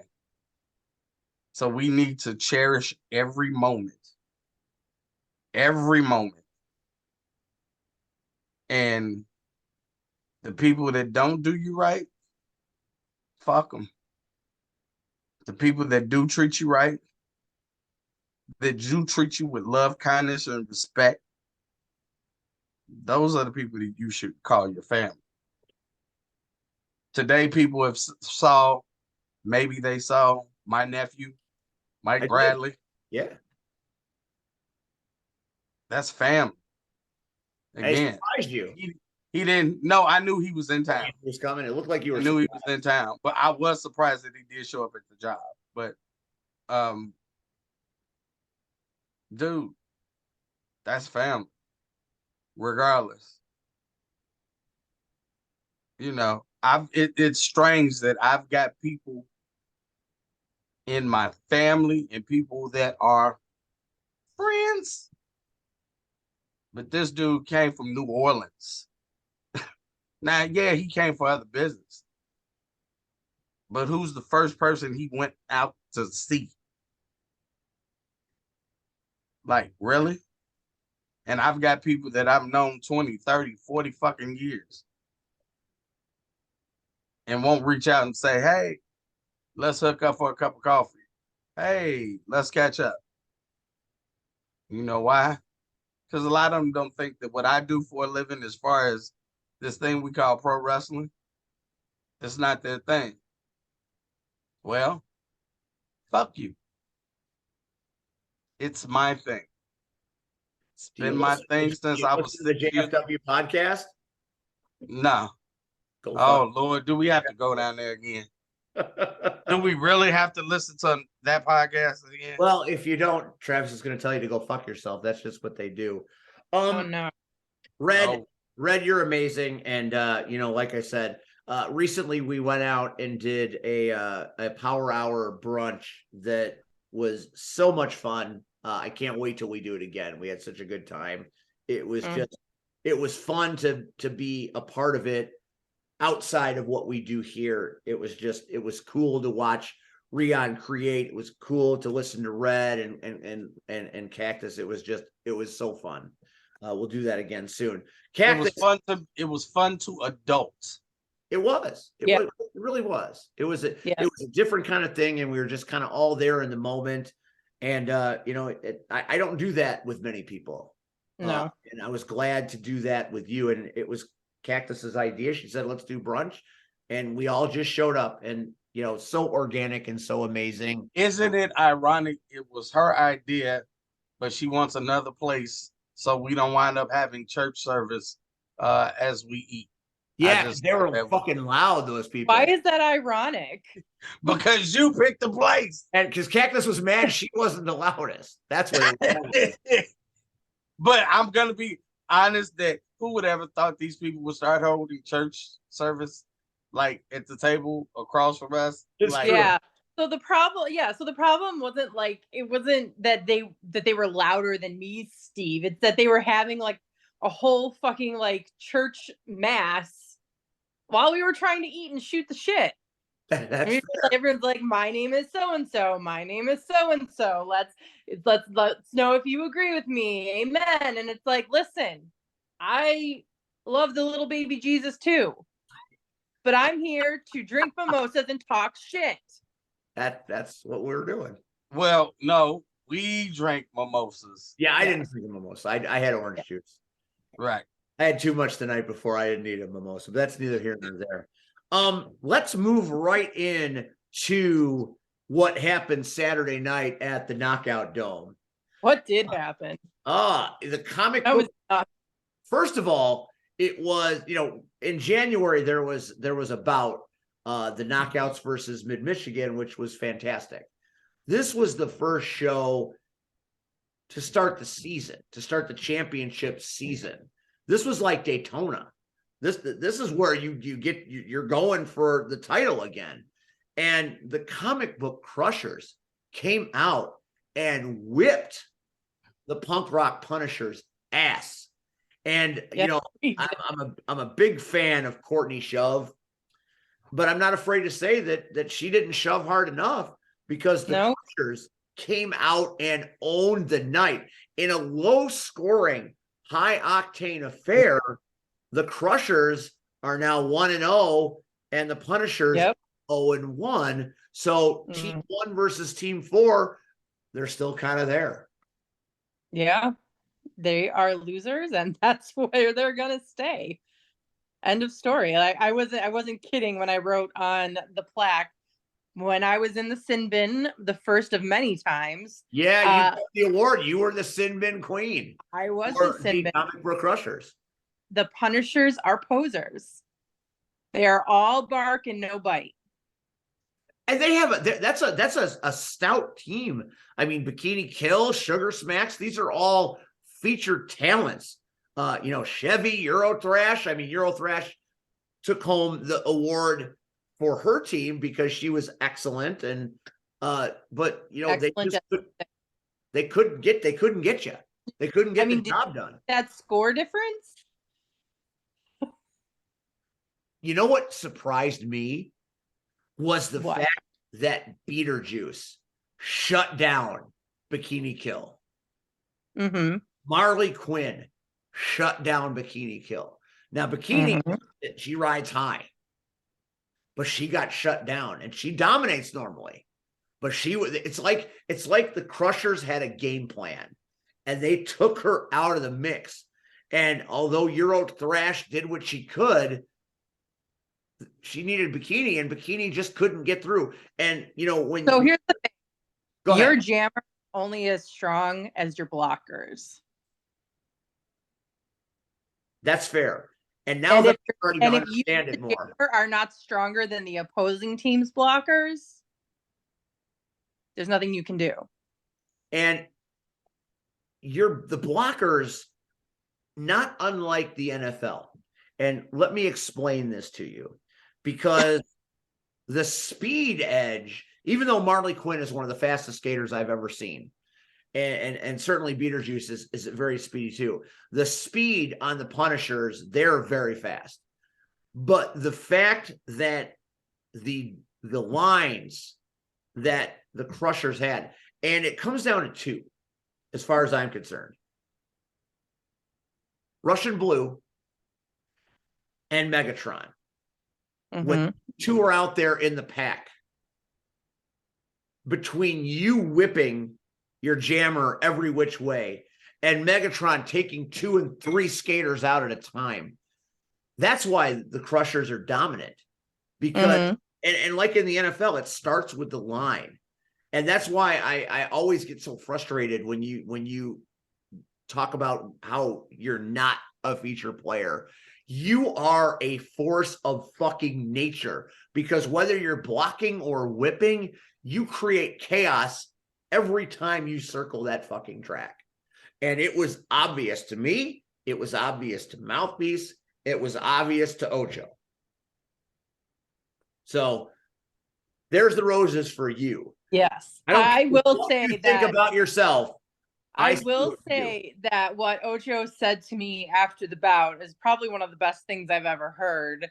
And that was that in the second half, everyone that touched me got flung into the stratosphere, and it made him want to resort to like 60s NASA references. But he didn't want to cut anybody off. And I did tell him that next time he has my permission to cut you off to compliment me. So I will take that under advisement. I will allow the opening. I will say that I played very well. I came very close to murdering Fallen Angel several times. Yes, you did. Yes, I did. So you guys fucking killed me. You pulled out the Star Trek character, and I marked so hard because that morning I watched episode 1 of the final season of Picard, and it's a very heavily Crusher-centric episode. So the fact that you had Dr. Beverly Crusher on your team, I was done. Yeah. Done. Yep. I used every Star Trek euphemism on commentary. He's like, what does that even mean? I'm like, dude, watch The Next Generation, please. Yeah. Yeah, I heard you a couple times. Yeah, I'm an excited commentator. When I get excited about something, I won't shut up. And Ocho's like, dude, what's up? I'm like, I'm sorry, man. It's exciting. It's exciting stuff happening here. So now the Crushers 1-0, defending their title with honor. The Punishers 0-1. We'll see what happens with them. But in March, we have two different teams vying for their place. The Horrific Haunters, the team in green, versus the Rumblers. Rumblers, yes. Boy, I pulled that right out of my ass in the nick of time. I blanked and I'm like, Rumblers. And the return of Crimson Vixen, which obviously is impressive as well. With you on the Punishers, I know sometimes I'm not on Punishers. Huh? I'm sorry, Crushers. I meant Crushers. Sometimes the colors change based on the moment. Will Cactus show up, or will your other alter ego show up on one of the other teams as we move into March? That remains to be seen. It is always confusing, but always exciting, because you just never know who's going to end up where. And we hope at some point, Like a Boss and a Riding Crop come back. Well, she had better plans than us. I know, she's in Cali doing California. Yeah, and like the stuff. 2 weeks ago, she was at the Grammys. I mean, she's very popular. She's one of my favorite knockouts, only because she took a riding crop to some of the idols at IPW, which I want to tell you a story about that. One of my favorite moments that night with the knockouts at IPW, I'm sitting backstage after our little power hour moment, and I'm changing, and Like a Boss comes up to me and she kind of pulls me aside and says, listen, when you came out and got in that ring, I marked out so hard. That might be the greatest thing that has ever been told to me by anybody. The fact somebody got excited to see me do something. I'm not a wrestler. I'm just a guy, but that is one of those moments that I will take with me for the rest of my life. So I'm a big fan of Like a Boss, because she gave me a moment that I didn't expect to ever have. So that was amazing. We hope she comes back, and we hope she's a Hunter or a Rumbler. But either way, the auditorium is going to be rocking again. Yes, it is. It's going to be, we have a different energy this season than we did last season. And I think you're going to see more innovative fights going forward. And that is starting to happen, because the fights are graphic. When the fights happened at the end of this show, I mean, there are injuries that could happen. They're violent. Speak on that. In what sense? When I started last year, the fights were impressive, but they seem to have taken on their own life. And when the fights happen, it seems like the ladies are really out there trying to hurt each other. Well, they are. Which is amazing, because when the fights happened early on, they were good. But now it's like, you guys are sick and tired of each other's shit. Well, I think want to end each other. Know who the best team is. People are going to be gunning for you, Blue. People are going to be gunning for you. And what are they going to do? I don't know. They can't do anything. We'll see. We won't see. They can't do it. Something else that has to be pointed out is you and Marley Quinn on that track together. I don't know what it is, but there's something symbiotic. It's like every time she's coming around and you're there, I see the little wave of the hand. Yep. And then the whip happens and suddenly her speed increases tenfold. I know you guys are friends. I know you've worked together a long time. What is that dynamic that makes it so special? It's hard to say. I think Marley and I were innately drawn to each other when we first met. Her speed, she's very graceful and she's all speed. She doesn't really need to do a lot of hitting because she's so fast. And because she's so graceful. She used to be a figure skater, a roller skating figure. Well, no, she was an ice skater. You can easily see. But where she doesn't need a lot of help. But when she does need help, that's where I come in. And so that's why you'll usually see me riding in the back, waiting for her to come up, because more so than needing me to, clear a space for her, she can do that for herself. I'm the catapult that gives her the velocity that she needs to get through on a curve, which is notoriously a harder place to get through because that's where it widens up.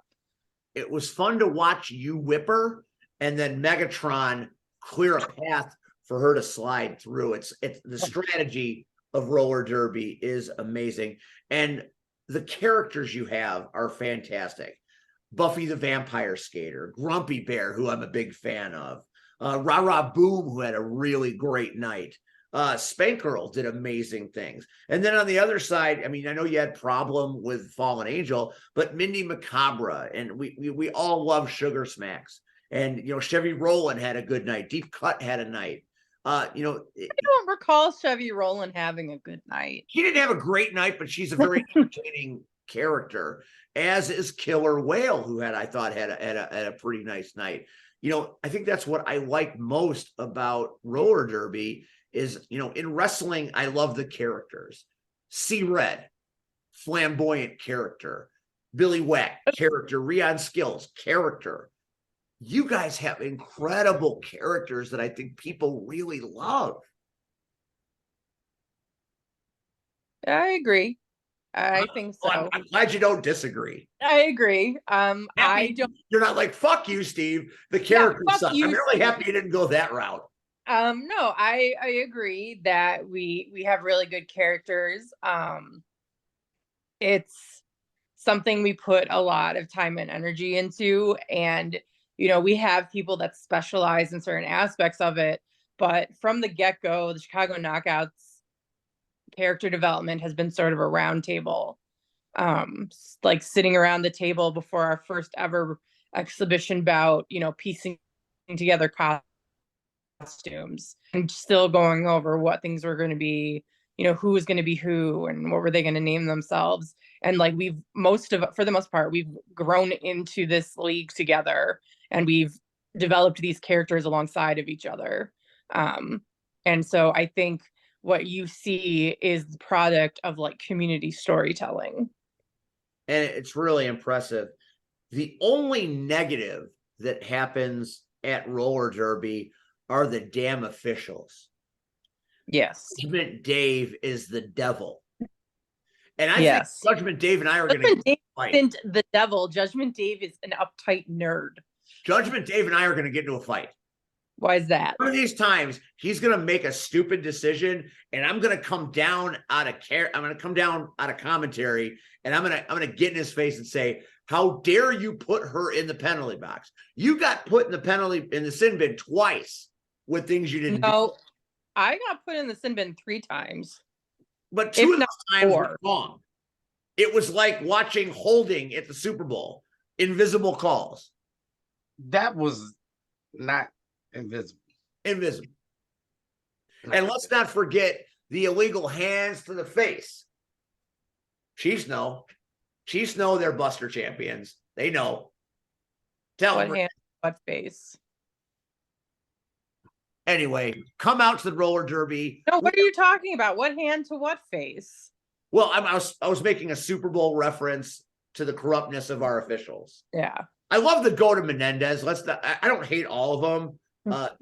Most of them are all right. I don't know why the bros can't break up a fight to save their lives. They're great. Everyone.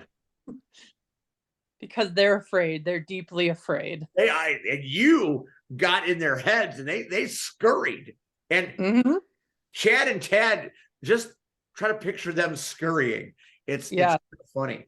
But like I said, there's so much to love about the knockouts and that experience. And I've had friends call me up all week saying, thank you for making us aware of this. We haven't had a night like that in forever. I do have to say one final thing before we get off the topic, and I have to go because I'm Mom.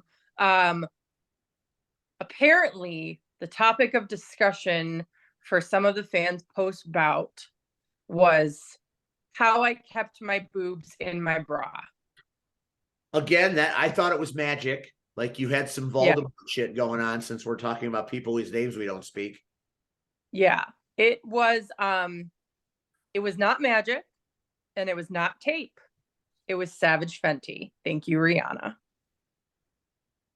That's all you need to know. Now we know how the boobs stayed in. And I have sent a whole video.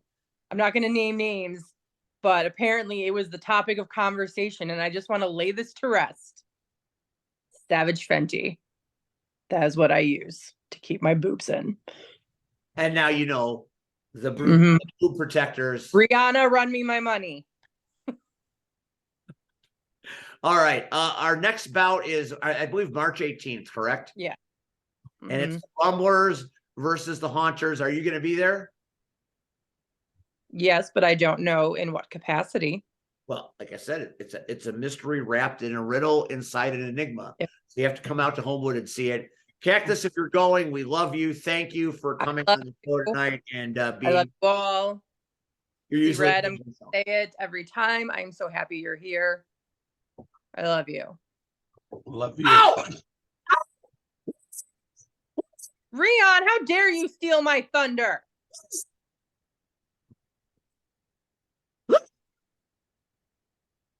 Especially since you didn't come to the bout. Wow. No. Go back. I don't want to see that. That's going to suck. I want to see what you just had on there. I'm storming off. Reading that. Goodbye. Wow. Bye, I love you all. Love you. The morning after returns. Red. I saw it. Told you long ago. My mission in life was to bring back the morning after, and here it is. Red, I won.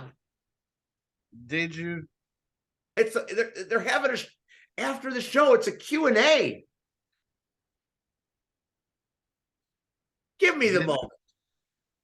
Oh, I'm not knocking it, but it's just a Q&A. I don't care. You saw it. They were there. It was called the morning after. It's happening. It's new content. Life is good. Sometimes he gives you what you want, and there isn't a catch. All right. So we've talked about roller derby. Why? What?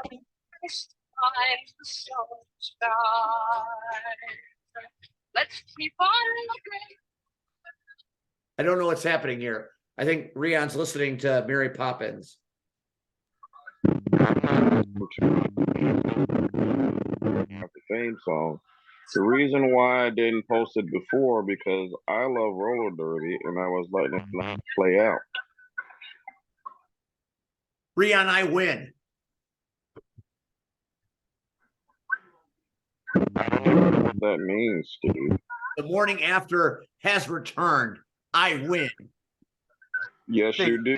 But now I deal with a different issue. I'll let you sit on that one for a second. You gave me what I wanted, and there is no catch. There might be. There might be. All right, so we're going to talk about IPW in a few minutes. Now we're going to get rapid fire because we got a lot to do in the next little bit. So I'm going to play this because a lot of people have talked about it, and I have a reaction that I'm going to give. But this is what happened Friday night.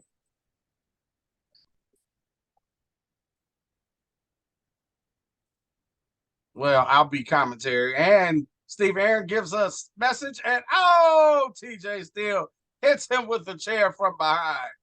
Oh my God. Why did TJ Steele do that? TJ, no.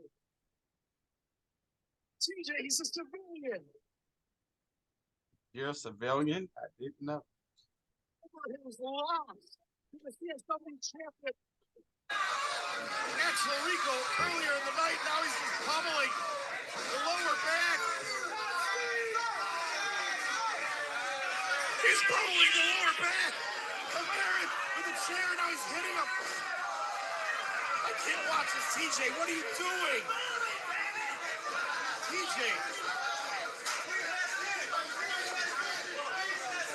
Why are you taking this all out on Steve Aaron? Oh, man.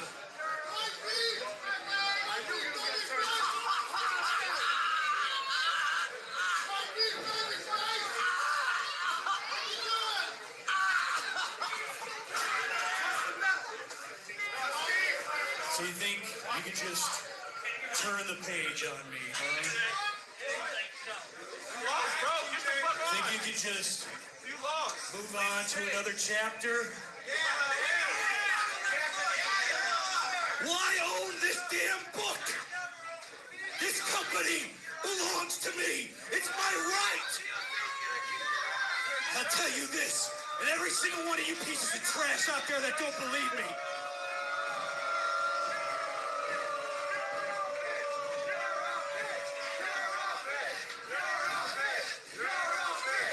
There's a change coming to CSW. And the one that's bringing it is TJ Steele. Now, of all those chair shots, You're crazy. this is what hurt the most. You're out of your mind. Right in the fucking balls. That's taking things a bit too far. Ladies and gentlemen. He threw that microphone right at my testicles, and my testicles still hurt because of that microphone shot. That was what hurt the worst. So that happened. CSW was great. Red watched the show, and Red thought it was pretty cool. Red, Camille, in live and in person, was very, very impressive as an athlete. Have you ever seen her work live before? Not live, no. My God. And she stayed until 12:30 and signed every autograph and took pictures with every fan. And I don't believe she charged every fan for everything she did. And I've never seen that before. She was amazing. It was pretty impressive. And, we went through our picks, and how did you do? I have all the results here, but it's kind of gibberish at this point. But you did well up until the midpoint of the show, and then things got a little crazy. Oh, man, I was on such a fucking roll. I was like, yeah, look at me. I'm calling the way it is.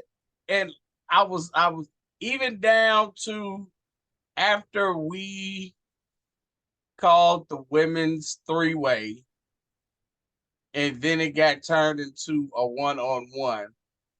And I was like, but I picked shenanigans. So technically I still won. I'm like, I'm doing it, I'm like, and then just, I think it was at the tag team 5-team scramble. It's hard to get past Ryan Matthews wrestling an entire match in a paper bag. And no, Looking a out mask the with a mask of his face, then a paper bag. And what about Capri versus JJ Garrett? I thought that match was really good. The match was great. I thought he killed him. But I told you, Vic is the Vic now is the measuring stick of Chicago wrestling. And I've seen Garrett. I've been on shows with Garrett. I get it that, he's gotten a lot better, and he has become 10 times the professional he used to be. But this is Vic Capri we're talking about. So it was a hell. I knew. And I had a chance to sit down and talk to JJ Garrett after the show, and we're definitely bringing him back. That guy, he took some time off. He's back, and he loves CSW. So you will see JJ Garrett again, rest assured. And what did you think of Shelly? A young performer, hasn't been in the business too long. She really took it to Camille, I thought, and represented CSW and herself very strongly. I was highly impressed with Shelly, and I think you hit it on the nail. For her to be in the business for the short time that she has, to go against a champion in another company that has had that title for a long time. She held her own, and Schultz fucked it all up. Are you shocked?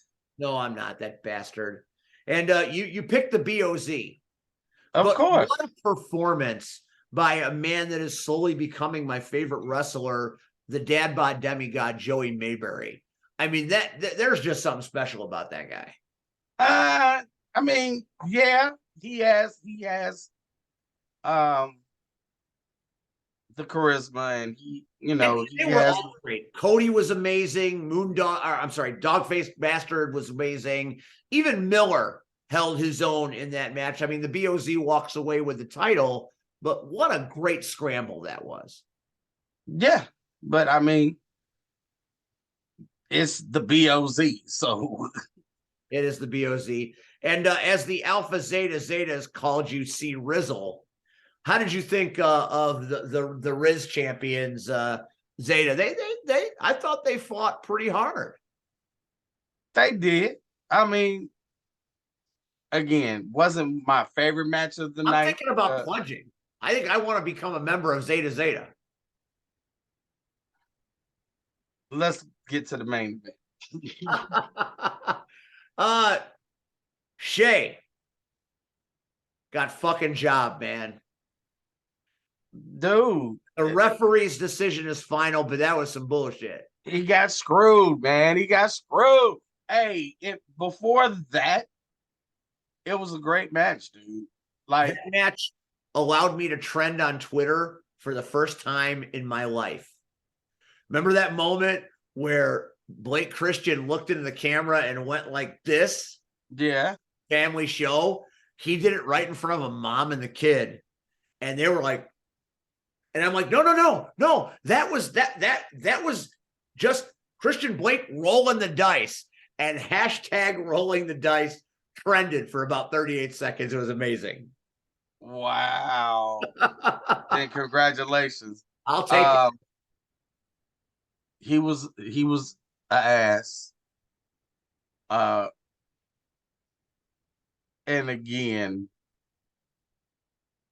I just was not happy with the finish. I understand the referee's decision is final, but I was happy to see Marche get his comeuppance, as you like to say. The M80 was in full effect.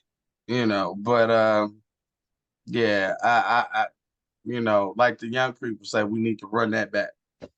All Day versus All Heart Volume 2 will happen at some point. CSW and IWTV, it is a really cool thing, and I love working with the IWTV guys. They put you in a position to be better than you thought you could be. So I really enjoy what they do, and it's a really cool thing. So I look forward to March. I look forward to Hornswoggle and St. Patrick's Day. Now, moving into this Saturday night, we have SCW Polar Plunge, Rockin' Wrestling in Mantino at Steam Hollow Brewery with the band Cherry Bomb. And Red, I know you're not going to be there tonight, but the ARC is wrestling for pride at this point, because the Evil Genius and the Goddess of Gains worked you. made you all look stupid. And No, you have to have a response. I have a response, but it's on my time. I know. And nobody makes C-Red look stupid. Nobody makes Miles look stupid. Nobody makes Renee look stupid. But now it's going to be Evil Gains Evil versus the ARC. That's a big deal because I can't think that Miles is very happy with what went down. And Renee and Angel have been grappling for years, whether she's in the ARC or back in her Dominion days. Angel and Renee have been fighting, and more of the time than not, Renee has had the strap and Angel has been looking to take the strap off her. So what a strong dynamic for a great match, huh? It's a great match. And I've read everything that the evil genius has had to say. But let's remember this. He keeps reminding people he created the ARC. He sure does. But then he walked away. Did we die? No. We only got better. I recruited more, and now we're stronger than ever. So while he Larkin, believes, you've got it all.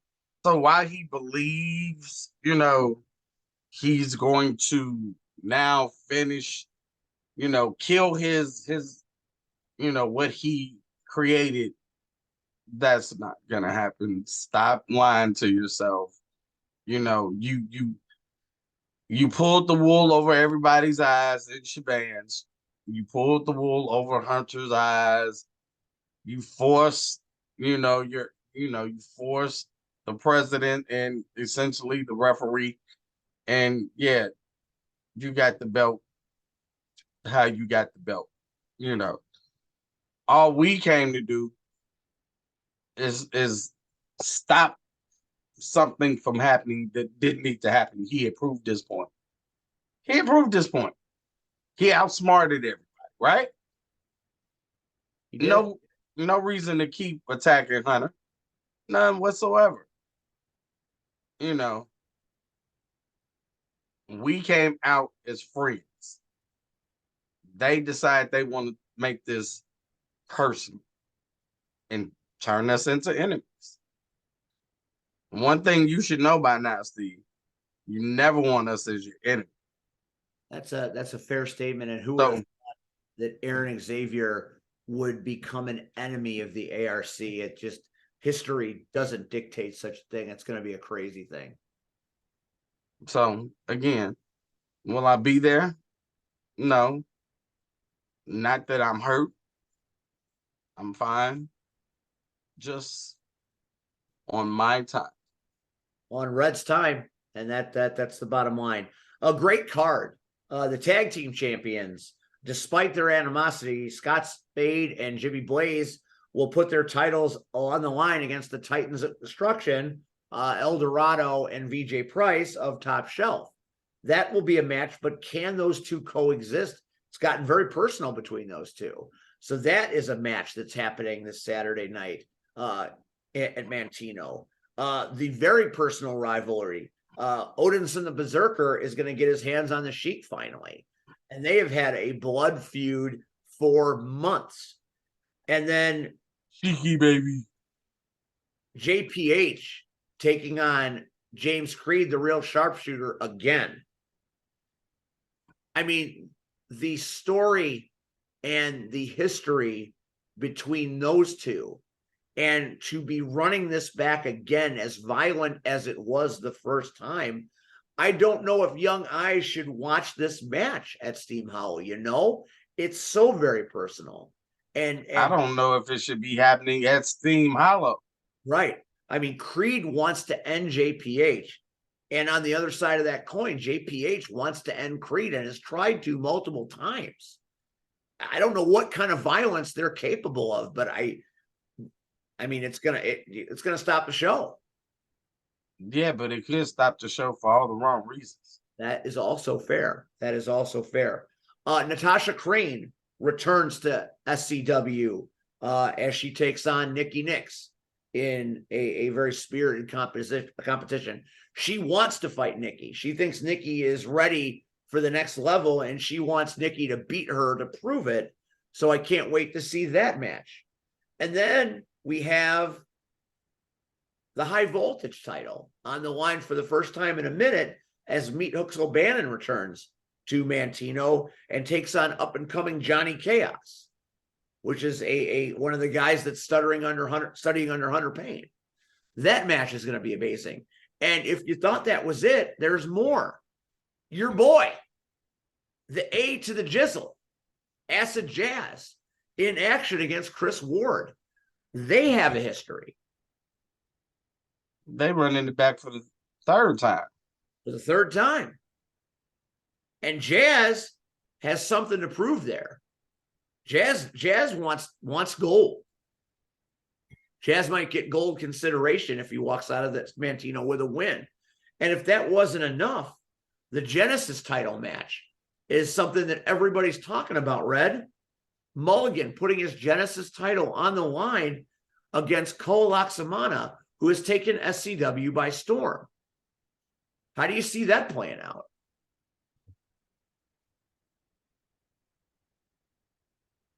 Cole is crazy. Cole Here's the thing. Mulligan is the champ, but Cole has been on such a freaking hot streak, and he doesn't care about his body. He throws it around like it's like nothing. I don't think like this isn't one of those matches where Mulligan should come out and and then take a shot of Jameson and clap some more and then take another shot. Like, he needs to go into this match straight focused. Like, I'm just gonna say, I don't see him walking out with the title. I see there being a new Genesis champion Saturday. It's going to be a hell of a match. Can Mulligan survive the Red Wave Army? We will find out. And the final match on that card is a bit of a mystery. You've got Caribbean Arrogance returning to SCW as a tag team against Max Holiday and a mystery partner. So will it be Brandon Blaze of Whiskey Bet and Hellbound? Will it be Rion Skills of the Morning After? I mean, we don't know who Max's tag team partner is. Could it be you? Very unlikely. Very unlikely. If it's me, I'll be the most surprised person in Mantino on Saturday night. If someone don't show up, I wouldn't put it past them to say, hey, you brought your tights, right? But that probably very unlikely. There'd have to be bad situation. But anyway, it's this Saturday night. Mantino, Rockin' Wrestling with Cherry Bomb, Polar Plunge. Come check us out. It's going to be an amazing night. The beer is fantastic. The food is great. It's a great time in Mantino. And that leads us to our final thoughts. Sunday. IPW returns with TK Flush Skills as the host. Man, would you call the man by his name? I ain't calling him by his name. It's Flash Harris. Not until he accepts my challenge, my 2023 challenge. And what is that? I said that all the wrestlers at the beginning of the year had their lists. I want to work him. I want to work him. Mateo Valentine had Marche and Shogun and all these people. Everybody's got their lists of wrestlers they want to fight 2023. Mine had one. Flash. He tried to kill me in the Rumble. I owe him one. So can we go off script for a second? It's your show, Red. So the man that broke Maximus Orion's face. Yes. That's who you want to wrestle? I've got a receipt for him. Okay, I'm just asking. And while I'm mentioning that, Rihanna, I know you're in another universe, in another world, but I hope you saw that interview he did. I'm just saying. Okay, keep going, Steve. Maximus Orion. Yeah, he said some stuff. I'm going to get back to that in a minute. But I want to talk about. We can because we got to end this. Well, we're going to end it, but we'll get back to it right before we go. A great card. Sunday, IPW Flash Harris. Okay, I'll say it. He's your host. And you've got Aaron Stone in an IPW League Championship gauntlet. So he's got to run a gauntlet. And if he loses, I presume he loses his title. That's tough. How I got. Who's in the fucking gauntlet? Nobody knows. Don't ask me. Maybe C Red's in the gauntlet. Could be. I'm not in the gauntlet. I got other things to do. In a match that I'm very excited to see, Mr. 100 Joey Dalton taking on D'Angelo Steele of the ARC. I think that's going to be a pretty cool match. Steele going to get his ass kicked by Mr. 100. No. What does he live? He lives on Pretty Sure Island. to add turtle. Make sure to I didn't hear what you said. turtle is in Turtle's that in that match as match? well. Yes, Turtle. Oh, well, there you go. I knew he was talking about something this morning on JFW after Travis ran all of us under the bus as usual. So Dalton versus Steele versus Turtle. That's a triple threat match. Who you like in that match, Red? Steele. Steele not good. Oh, there it is. Look at Turtle. Look at Nubby. That man with his hand raised in that picture might be the winner of that match. Okay. Then we have a triple threat match. Muggsy James versus Leo LaFleur versus Corey McHenry. What do you make of that triple threat, Red? Ooh. I mean, it's Muggsy Bill all day. He's going to beat those boys silly. Yeah, but see, here's the unknown. Look at that gold. Look at that gold. Looks good on Muggsy Bill. I'm not saying it doesn't look good on Muggsy James. Muggsy's going to kill him. But Corey McHenry is very talented. I'm not saying that's very talented. And this match could be the match that really turns IPW on its head, because like, think how you're acting right now. You're just Muggsy doesn't have to get pinned. No, that's true. And I think Corey could walk away pinning or not pinning Muggsy. I could see, I would not be shocked if Michael Allen says, and your new junior heavyweight champion is. I would not be shocked. So that's me. It's going to be a hell of a match any way you slice it. Jay Thunder taking on Damian Gray. I can't wait till Jay Thunder beats the flipping pompadour off that idiot's head. Jay Thunder is a pretty big dude. And I saw the reaction. It seems like more and more the crowd is getting into Jay Thunder. And the more and more Damian Gray is inserting foot into mouth. I like Gray. I think he's an awesome guy. But again, Jay Thunder right now is one of these guys that has momentum on his side. And I don't know if Damian Gray can stop him.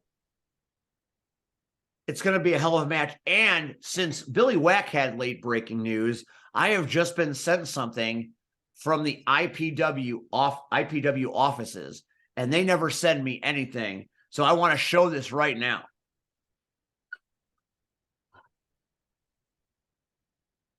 Hey, tax holiday here. As you can see, this is the IPW page. They wanted me to come back for another special attraction deal for this Sunday, the 26th, I think it is. I was gonna check my phone, but the phone is on there. Due to the lack of budget, the fact that we haven't done this in a long time, we're gonna do a little Q&A in the morning. Woo! Way of me coming out here was too fine, and there he is over there. There he is. Yeah. So I do it like this. This Sunday, Rian and myself Q&A for the morning after.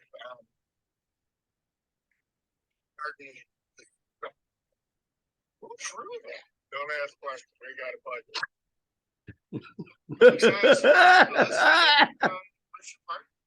Rian and myself, we're gonna do a little morning after the show edition special attraction Q&A edition at the VFW Post 311 226. I was right on the date, so one take and done. Me and Rian this Sunday. Yes, sir. There you go. Sorry if the shake is cold. This Sunday, Richmond Park, VFW. Yeah. 310 or 11. 311. Don't put it 310.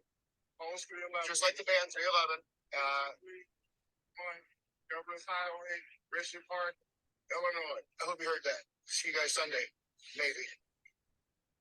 Wow. There you go. Man, I was like, it was just like being in Maryville all over again, Red. It's gonna be the morning after. Okay.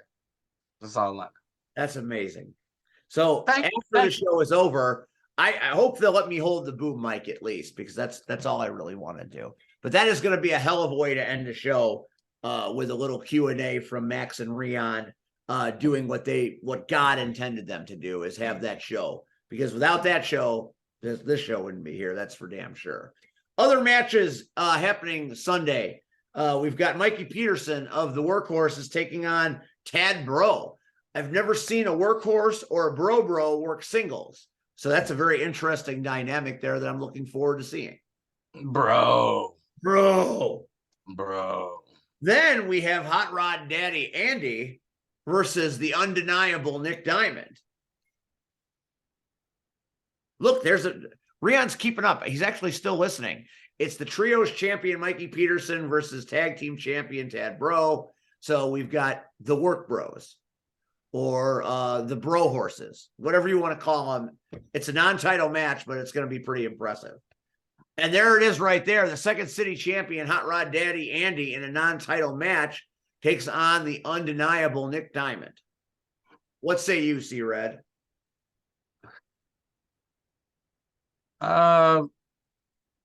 This is a coin flip. Diamond has something to prove. You wouldn't say that if Cactus was here. Yeah, I would. No, you wouldn't. No. Yeah, you come on now. That ain't got nothing to do. That's personal. This is business.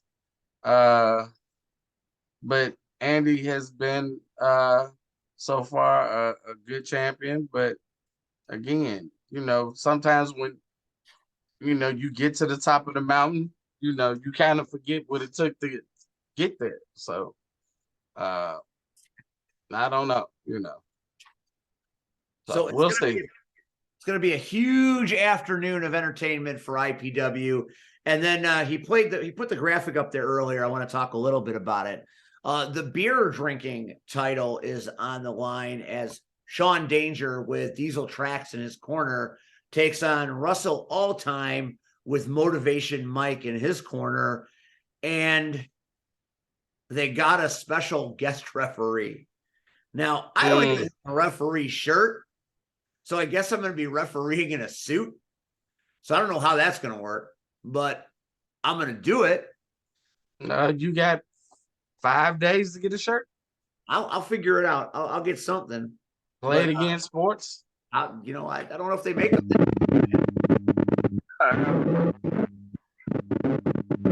What, Rian? I have a couple shirts. All right, so maybe I will be in zebra stripes after all. It's an interesting dynamic. Sean Danger gets beat up every time, but he's got his good friend Diesel who's looking out for his best interest.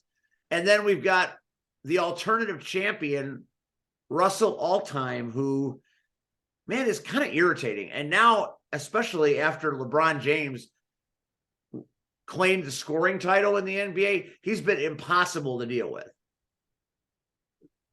He is. All you have to do is, again, how many rings does LeBron have? Not many. Okay. And Dude, it's so bad. Somebody posted Ron Harper has more rings than LeBron James. And there you have it, Russ. You are not the GOAT.